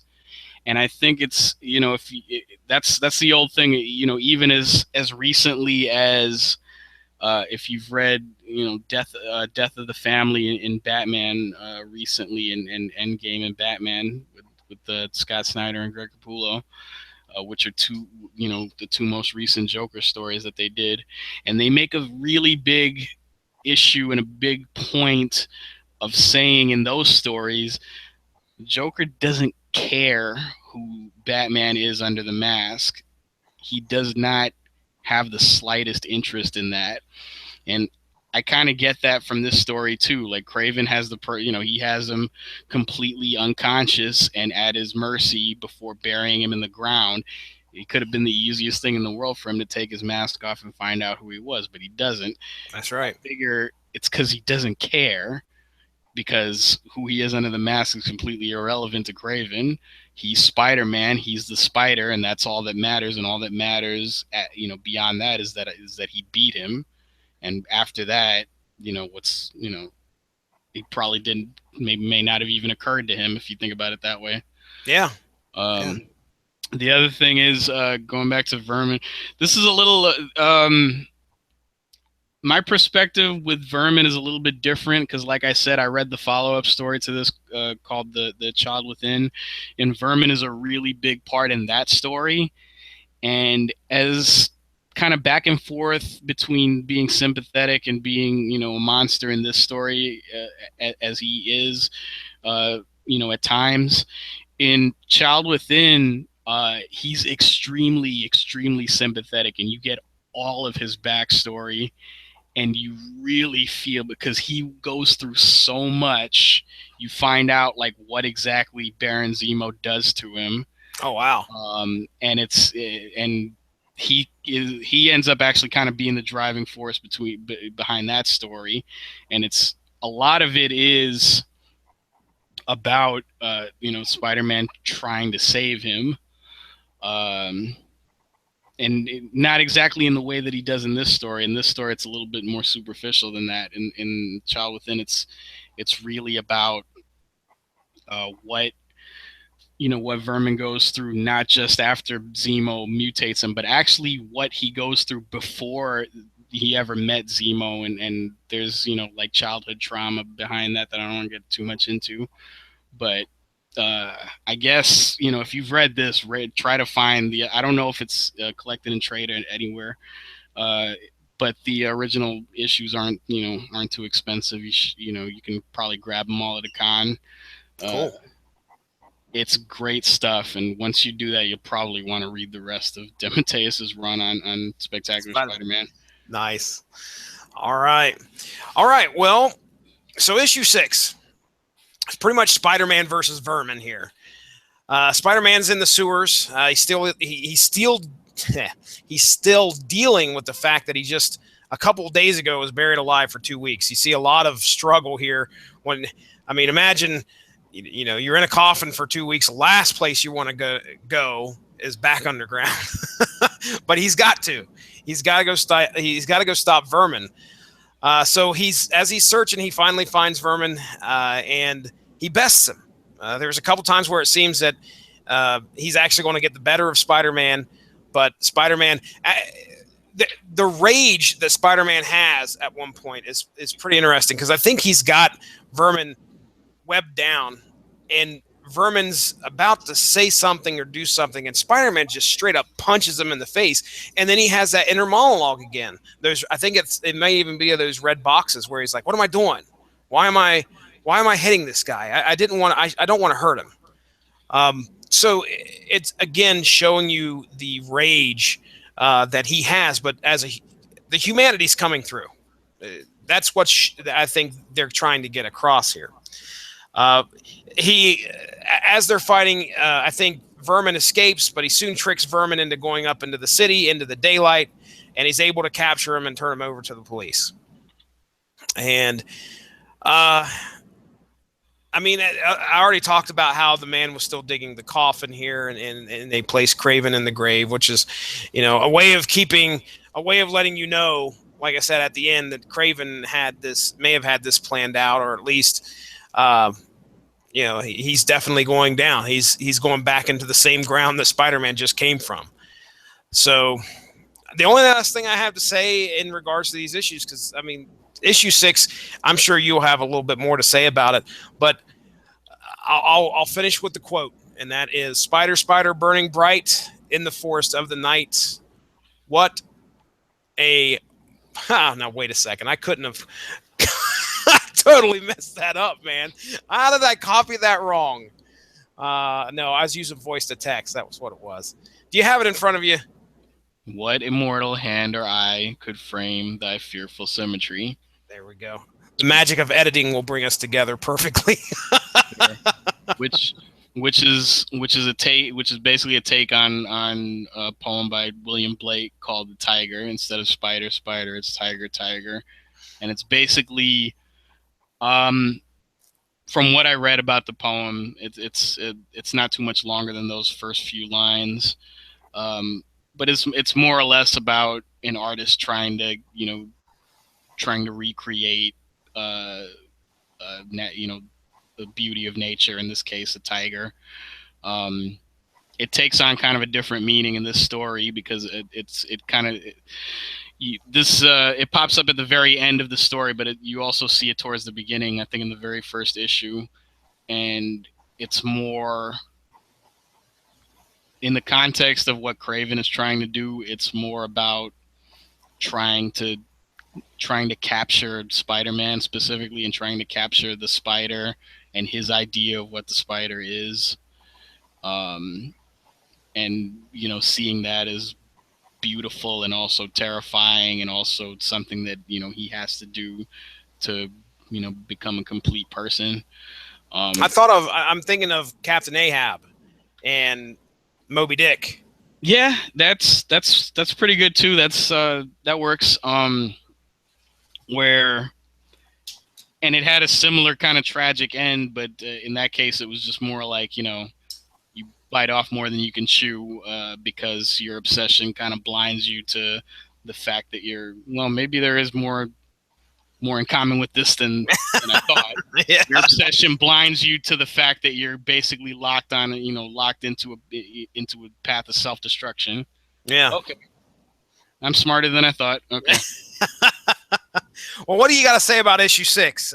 This fight between Spider-Man and Vermin, and I mean, I think there's a lot of, again, Peter Parker trying to deal with the fact that he's got to put a stop to Vermin. Plus, he's got to get back home to MJ. Yeah, and he's dealing with his own fear, and like I said, and even in this story, you see a little bit of kind of what you might call like PTSD kind of poking through, where he's clearly got some serious like claustrophobia issues, and who wouldn't given the circumstances he just found himself in. And but in its own way, this is kind of Spider-Man at his best. This is where J.M. DeMatteis, really shows himself to be a guy who's not only just a great writer in his own right, but somebody that really got Spider-Man and really got Peter Parker's, in my opinion, because underneath all of this stuff and underneath all of this fear that he has, he's still going forward. And it's not all about going forward to go beat up on a monster. Not for Peter. For him specifically, it's one, to make sure that this monster doesn't hurt anybody else, but two, to also recognize that he's kind of this poor, pitiful creature, and he's got to try to help him. Got to help him too, which you wouldn't necessarily get from every every superhero. You wouldn't get that sort of sympathetic take on this. So mostly all the things that are driving Peter forward have nothing to do with him, or I should say have more to do with him trying to help other people rather than doing it for anything having to do with himself. If anything, he's fighting his own fears, and he's fighting his own kind of demons, and his own kind of general fear and disgust of Vermin himself. Like I said, the comic goes a long way towards making Vermin pretty repulsive and pretty repellent. To the point where you can practically smell him through the page. And once again, it takes a hell of an artist to put that forward in a medium where you cannot hear or smell anything. That's right. All of that comes through, but there's also some raids there, like you said. At one point, what it is Vermin's threatening to kind of sick the rats on him, and Spider-Man kind of does the only thing he can in that situation, and that's punch Vermin in the face, and that's more to make him afraid than anything else. He didn't necessarily want to do it, and he tells him right after that, he's like, I don't want to hurt you, I want to help you, but don't make me have to hurt you any more than I already have. And Vermin's fighting it. He can't, he doesn't know what the hell's going on for the most part. He's alternately, like, at first he's trying to attack and then he's trying to escape, which is also going back to the whole animal thing. He's very much in fight or flight mode. Mm-hmm. Clearly, the Spider-Man showing you the antithesis of what Kraven is. And what brings me to that thought is about how Kraven was just, he was completely enraged and focused on beating and becoming and destroying Spider-Man, which he did throughout up through these issues. And right here, you can see that Spider-Man is so mad that he wants to. He has this repulsive thing in front of him, and the one thing he can think of is, he's getting his butt kicked by him a couple times, and now he wants to do the same thing. He wants to sock this dude right in the mouth, which he does. He wants to break Vermin and tell him to keep his mouth shut. And then immediately, as soon as he does it, he realizes he shouldn't have, or at least he didn't want to, and he's not breaching that line that Kraven crossed probably a very long time ago. He's not crossing that line where he is wanting someone to be broken or to be, because Vermin's absolutely terrified of Spider-Man, and if it wasn't for Kraven kind of pushing him along, he wouldn't be. He would have ran as soon as he his feet hit the ground back at Kraven's house. So Spider-Man has every opportunity here to become something similar to what Kraven was, focused, enraged, and somebody who wants to beat someone else into submission, and make them. But as soon as he realizes that, Vermin is more a man, he also regains his own humanity and says, well, wait a second, I need to pull back. What am I doing here? I don't need to break this person. I don't need to impose my will upon this person, or I'm just going to be the same person I just fought earlier. So anyway, that's one thing I take away from it. But Benjamin, anything else there? Well, one last thing, which is where a lot of the major issues of the story that we just saw kind of got tied up at the end, where when the cops show up to Kraven's house and they find that that he's dead, obviously, they also find that Kraven actually wrote a full confession, signed, complete with photos of what he did to Spider-Man, and that it was him in the costume, killing criminals and brutalizing people. And this, it's a little bit neat, but I guess it's necessary because otherwise you immediately would have to deal with the idea that Spider-Man is going to be accused of being a murderer. And, yeah. There's kind of no going back from that. That's true. So they kind of deal with that.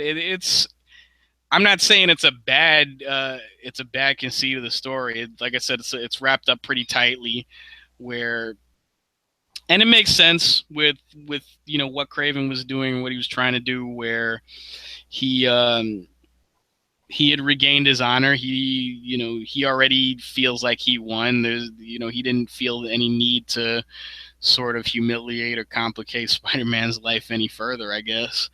So he pretty much confessed, and in a way, maybe he wanted people to know what he did and how he did it. And maybe there was some ego involved in that, if you want to look at it that way. Uh, but that got wrapped up, and then you see like once the fight with Vermin kind of reaches the streets and comes out of the sewer, and once that happens, it all ends pretty quickly. Uh, you see as the sun's coming up, the first the morning edition of the Daily Bugle talks about Kraven's confession. Spider-Man probably doesn't know this just yet from where he's at, but Kraven just kind of saved his life. Yeah, that's true. That's very true. And the first thing he does as soon as Vermin's put in the car, he heads back home. He heads back home to MJ. Which, man, I'd hate to be MJ in that relationship. It would be really, really tough to Well, have to worry about that. It doesn't end well. well, they also don't do him. They don't do her many favors by just kind of having her stuck at home. Kind of Pining. pining, worried, sick. There's been a lot made of that, and what could be done, and what writers and what artists portrayed her and how they portrayed her, as the wife of a superhero. And opinions differ. This was one way of doing it, and like I said, DeMatteis at least gave the marriage some weight, and he was actually one of the few people during this period of time that actually tried to write that marriage as realistic without being obnoxious. Mm-hmm. So Well, man, we've come to the end. What I mean, you got any final thoughts as we wrap the book up? I want to bring up a picture of the panel, and I want to kind of talk a little bit about that. I want to put some names to faces. So we aren't just done yet, but I definitely want to get your final words on Kraven's last time, man. yeah, just that I think just absolutely everybody who is certainly is a fan of Spider-Man, and if you're a fan of Spider-Man, unless you're a very very recent fan of Spider-Man, you probably already read this. If you're new, read it as soon as you can. If you're new to comics, read it as soon as you can. If you just want if you just want to read a good story with some really good artwork, read this as soon as you can. I've said I don't necessarily. A lot of people consider this to be the single best Spider-Man story of all time.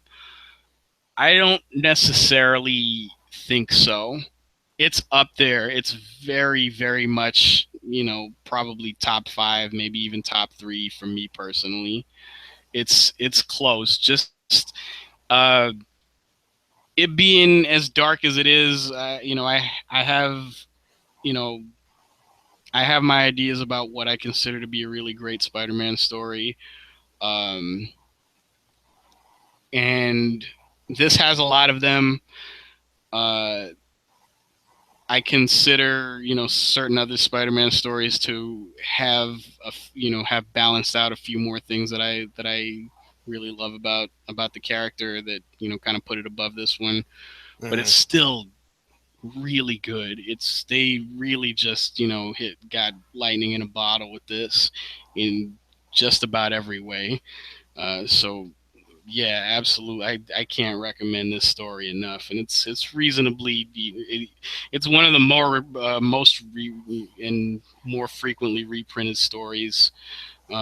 Spider-Man stories. I think during the panel, it was funny because I started following Jam DeMatteis on Twitter, and I think during the panel he had said that there was a certain version of this story that had only been, I think, released in Italy, that he had never been able to get his hands on. And I think I just recently, and it's been about a month and a half since the convention. I think he actually tracked it down and finally got it. a version of the story. What do you mean? It was just in Italian, or what's that mean? I think it was a bigger version. I think it was a bigger size, and the artwork, the artwork Oh yeah, was bigger. Okay. It may have had some additional material in it. It may have had, Mike Zeck's pencil artwork done, shown a little bit more prominently. I don't remember the exact details. I know it was a very particular, a certain version of it that was apparently pretty rare. Interesting. Well, as for my final thoughts, yeah, I want to go ahead and I'm just going to quickly echo what you said for sure. Folks, listen to what Benjamin J. Cologne is saying. It is a tremendous story. It's standalone too. You really don't need to know much about who Kraven the Hunter is, because what you need to know in the story is where he's at that point in time in his life, and that is shown. And so I don't think you need a whole lot of much going into that story. So it's perfect just to pick up and read. I really don't think you need any idea as to the continuity as to what's going on here. So absolutely, art. I mean, the art in this book is tremendous. The storytelling is great. Do not hesitate to pick this up if you can get your hands on it. Either in individual issues, which I think are a tad. They're not cheap. They're a tad up there, but I know issue 5, of course, the death of any character in the Marvel universe usually is going to. Sometimes, and I have seen this a few times. Sometimes you'll get lucky at a convention, and what they'll do is they will bundle all 6 parts together and sell it to you as a whole. Nice. If you can't get the trade, they'll put all of them together, and you can usually get the whole thing for between $20 and $30 if you're interested in the individual issues. I'm sure it depends on what convention and who's selling it to you, but I've seen that plenty of times before. And if not, the trade is always around, and it's reasonably priced. All right, cool. I brought this up here. I don't know if you have it on your screen or not, but did you know that they did a prose novel of this? I think I heard something about that. I don't know how recent that was. When did that come out? 2000. I know it's in the 2011, I think, or 2012. So it's within the last 10 years. And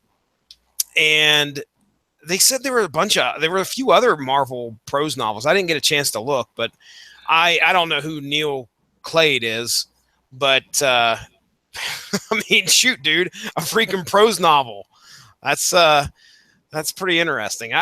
Is that something that happens a lot, where they'll take stories from comics and turn around and make them into actual novels?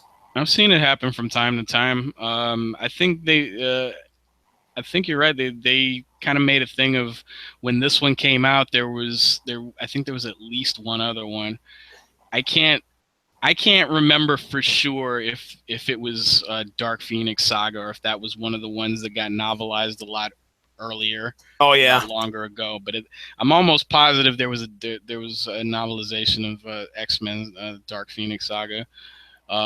Probably a few others. Maybe like Infinity Gauntlet. The big event ones, the ones that you would think that they would come out with any version that they could to get the story farther out there. Yeah, I'm looking at. Is that just? Oh yeah, that's just DC. I just typed it in. I got a whole wiki in front of me. Now, the thing is that it's not all based off of comics. It's got the characters in there, but I mean, you got things like, let's see, The Secret of the Sinister Six, which my assumption is that that's a novelization of, maybe, I don't know. Let me take a look here. Oh, of course, you got your movie novelizations in there as well. Right. I'm trying to find the one we got where Spider-Man Requiem. Yeah, I don't know. I'm trying to find the one that we were just looking at. Oh, Man Without Fear. Okay, Man Without Fear got novelized. Okay. Just last year, apparently. Well, that's almost 2014, actually. They started doing more of these recently. Yeah, right here, 2015, Marvel Superheroes, Secret Wars. Secret War, yeah, I think we might be looking at the same wiki now. That's crazy, adapted. Another Mike Zeck story, another Mike Zeck artwork. That's right. I I like Zach's artwork a little bit more in this story than Secret Wars, though. I don't know how many people that's going to upset. Which also it's worth mentioning because they did mention this in the panel. Like, you know, people tend to forget this, but Mike Zeck designed that black costume, that black Spider-Man costume. Oh, that's right. That is right. He, you know, he is the one that's still credited as designing it. I guess McFarlane gets the credit for designing Venom and the specifics of what he looked like, but the actual costume and the design itself, he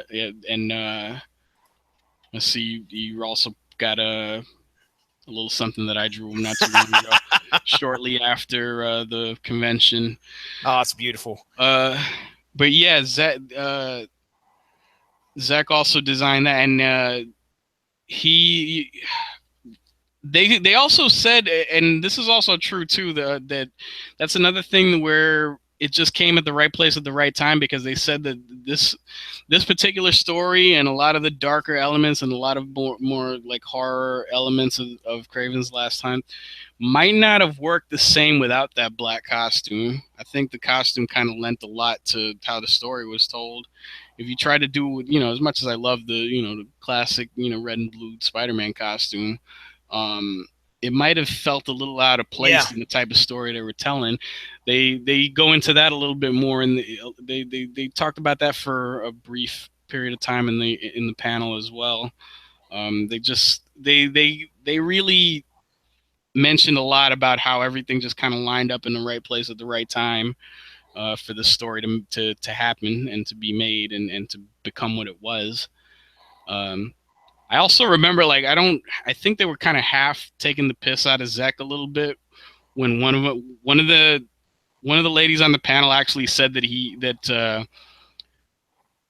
drew really, really nice naked dudes, and there were a lot of them in this story.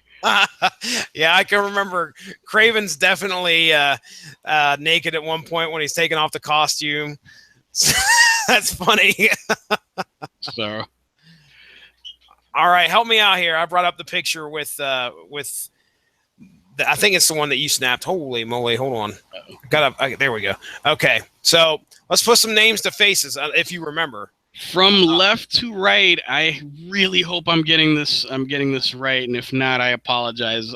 From left to right, Bob McLeod, J.M. DeMatteis definitely, then Mike Zeck, then letterer Rick Parker, and then all the way on the right end is Jim Salicrup.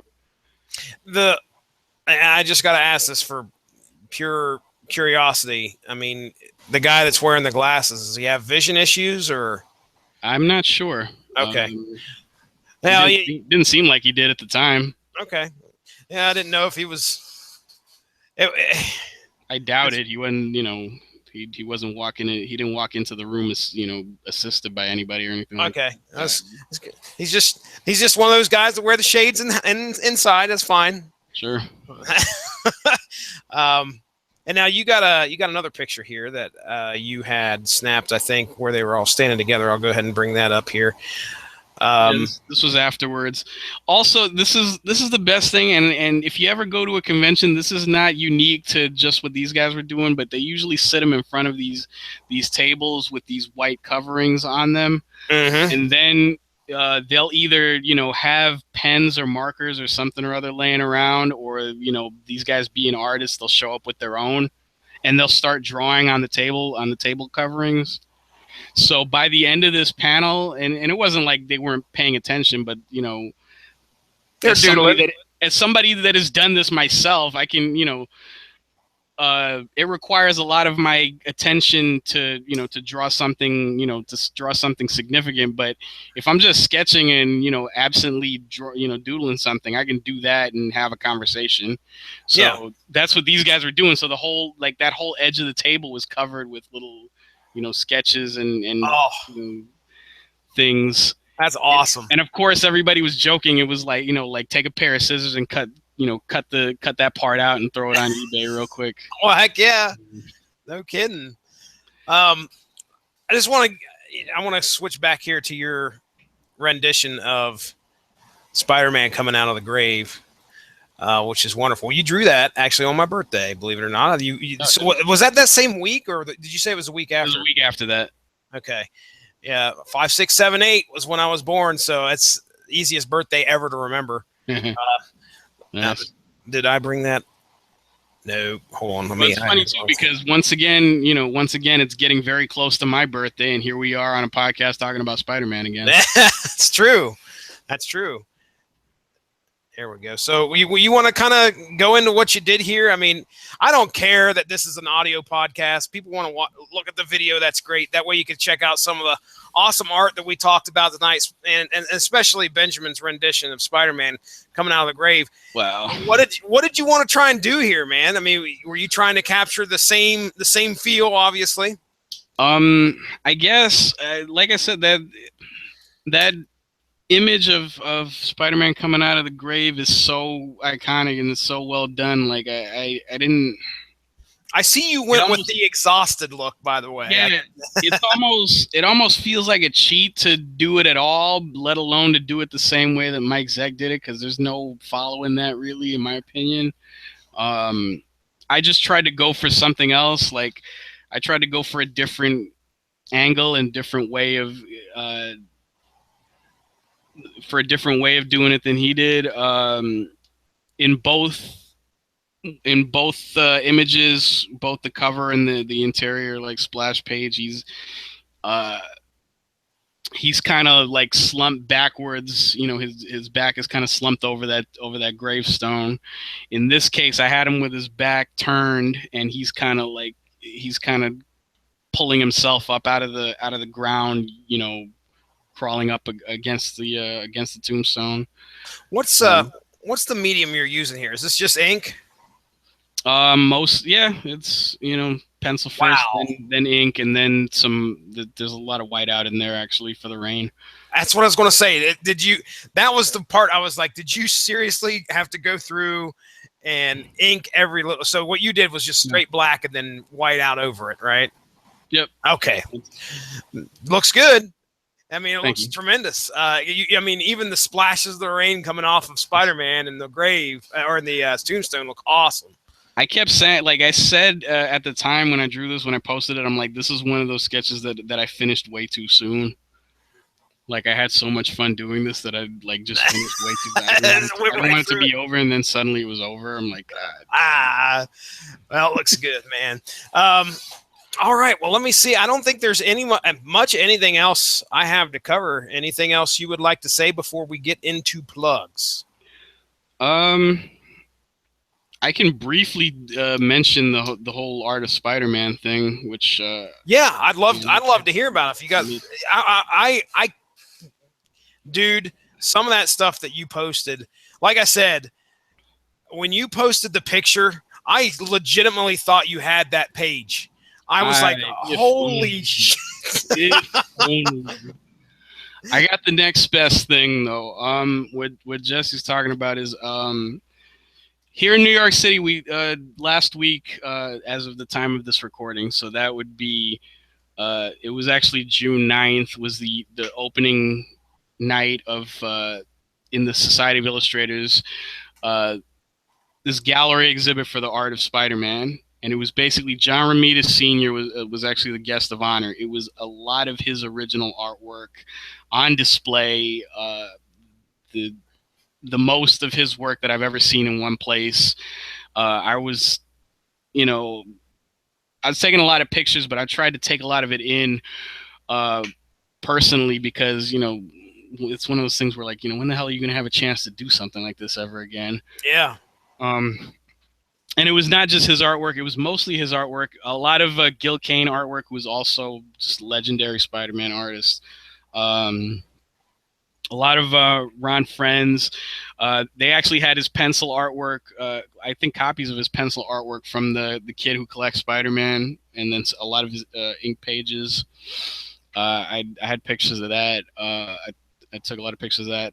Probably the one thing that I'm going to be talking about for a long, long time is they had some Steve Ditko artwork at the gallery.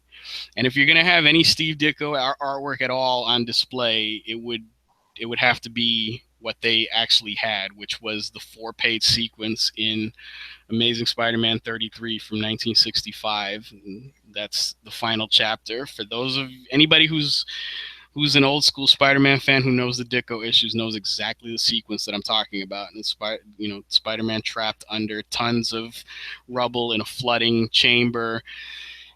That in this 4-page sequence, he's just basically hyping himself up to sort of go above and beyond his limits and just lift this tremendous weight literally off of his shoulders. And you get the great splash page when he finally does it.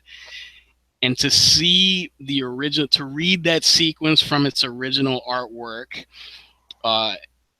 me as an artist, as a comic book artist, as a Spider-Man fan, that's some bucket list level stuff from me personally. That was a moment. Like I went with some of my very best friends, and we all had a good time there. But when it came time for me to go and look at those pages, I actually told them, I'm like, I just need a minute by myself real quick to do this. And they totally understood.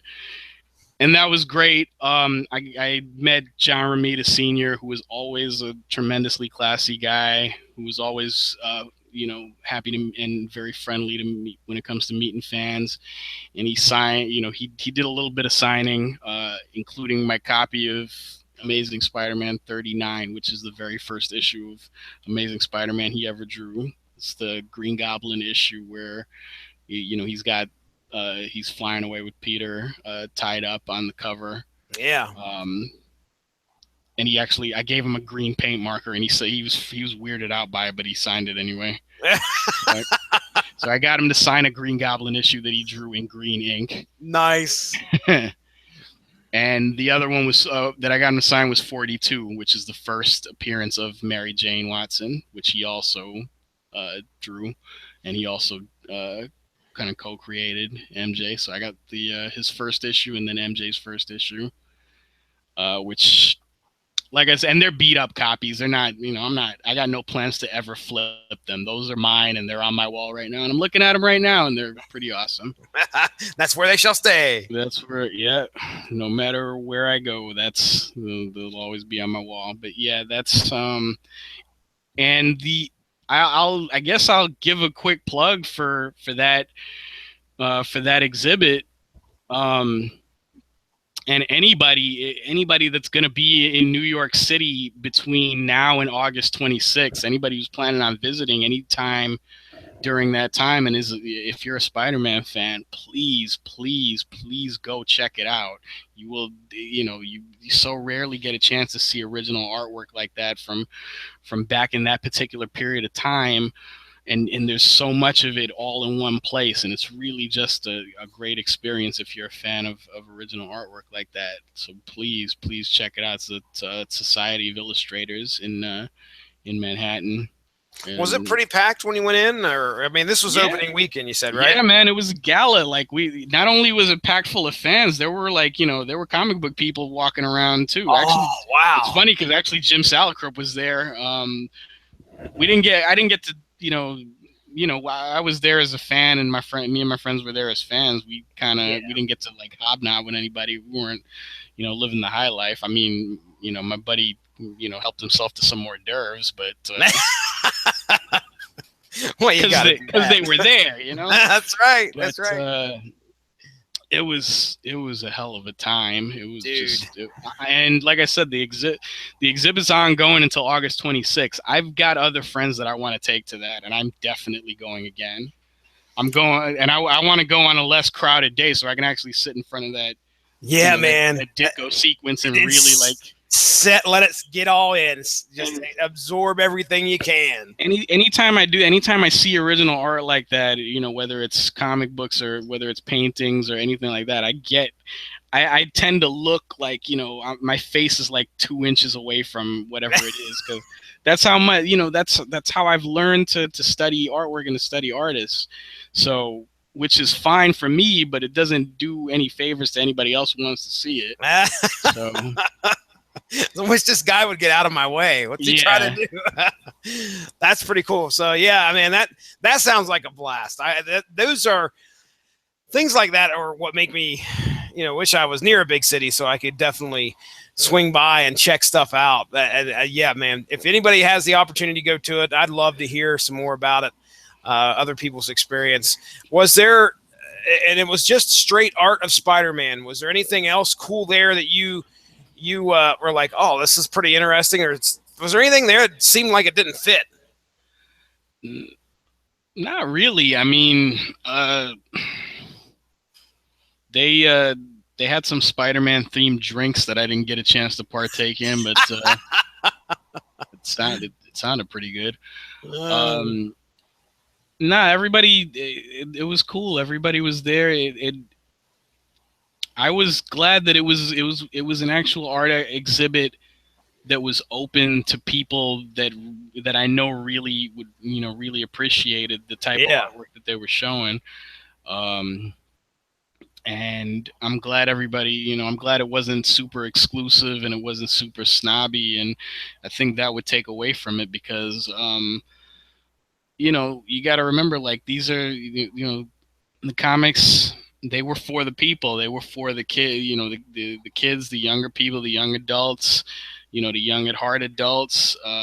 They weren't meant to be locked away for only a select, few people to see them. These were books that were on the newsstands for 15 cents a copy, back in the day.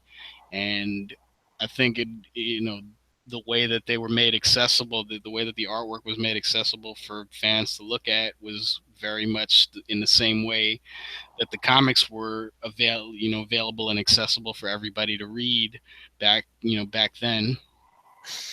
Very cool. Very cool. Well, man, I can't thank you enough for coming on here and discussing this story with me.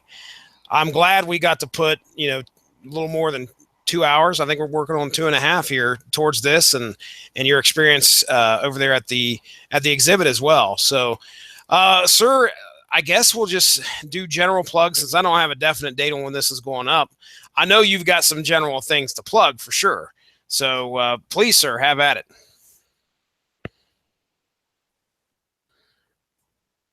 And did I mute you?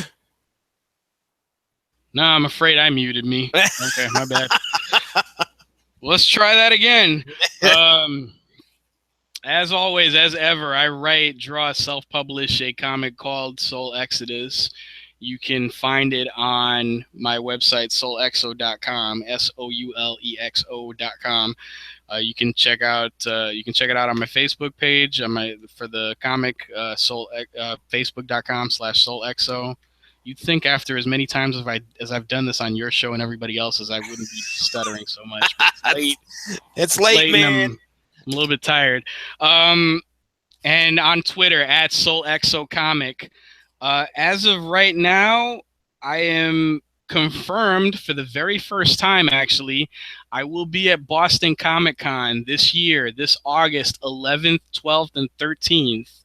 I will be there with copies of Soul Exodus, with copies of Blood Gun #1. I may, hopefully, even have a few original pages, or a glimpse at a few original pages from something that I'm going to get started working on very soon. Something completely new. One thing about the going to the Spider-Man exhibit that I said, like, it helps to know the type of men that you have to that you have to measure up to. Gives you hope, and it gives you it really gives you incentive to kind of get up and get going and do your own thing, which is where I'm at. But yeah, at Boston Comic Con, I'll have comics. I'll also be I've been doing a lot of Sketchbook Saturday sketches lately in full color. I will have a few of those for sale in print form. I'll have some sketch covers with me, some original stuff. So if anybody is going to be at Boston Comic Con from August 11th through the 13th, check me out. Say hi, drop by, buy some artwork. I'll be taking commissions as I always do. As of right this moment, I cannot guarantee that I will be at New York Comic Con this year, but as soon as I know for sure, which should be very soon, I will put out the notice on all the social media that is appropriate for me to do so on. So hopefully that information will come to me sooner rather than later. All right. Very cool. I just might send somebody over to see you at Boston Comic Con there. A buddy of mine I've had on the show before. I've always mentioned him. Golden Age Dave. He's the one guy that went to college with me. We became buddies, and he's big into comics just like I am. You know, that was kind of our passion when we were friends up there in college, and that's kind of what made us become friends anyway. But anyway, he just moved to Boston there last year. So if, I know I could probably talk him into coming to the con. And if he does, by golly, it's a really great show. Like I've been there a couple of years. This is my first time exhibiting, but it's really awesome. And I've by all indications, the staff and the organizers are really great people, and they treat their exhibitors quite well. So awesome. Yeah. I'll probably send them your way. I'll remember that. I'll remember that info. So, as for myself, ladies and gentlemen, number one, thank you for joining us tonight. If you did so live, or if you're catching us later on down the road, you never know. I want to go ahead and plug number one, the Radulich and Broadcasting Network Facebook page. Go give that a like to stay up on top of some great podcasts that we have to offer. On that page, you will see pinned to the top there will be a link for represent.com/fight Radulich fight. Now, what is that? That right there should take you to the opportunity for you to purchase a t-shirt and help our patriarch, Mark Radulich, out with his battle against cancer. So give that some thought. You know, every shirt purchase will throw a little bit of cash his way, so the main man can fight Radulich fight. So check that out. Keep an eye out for that. You can follow me at Stiznarkey on Twitter. If you'd like to do so on Facebook, Source Material does have a Facebook page. You can do so there. Also at SourceMattCast on Twitter. And hey, we're on YouTube as well. If you want to check out some past shows, we're there. There's some visual cues. If you're listening to this as an audio podcast, you can check out some of the great visual stuff we put on there that goes along with the podcast as well. I can't guarantee every episode has some good stuff. This one tonight actually had quite a bit. Probably some of the most panels and pages that I've ever shown. So I'm pretty proud of that. And by golly, I want to thank you, Benjamin J. Cologne, for coming on here again. And having a good time. I hope you enjoyed yourself, man. I always have a good time talking comics and being on your show, man. All right. And yeah, also fight Radulich fight. Like kick cancer's ass, Mark. Do it. I know you can do it, man. That's right. That's right. All right, ladies and gentlemen, this has been a presentation of Source Material, Kraven's Last Hunt. I want to wish everybody out there a great night. Have a good one.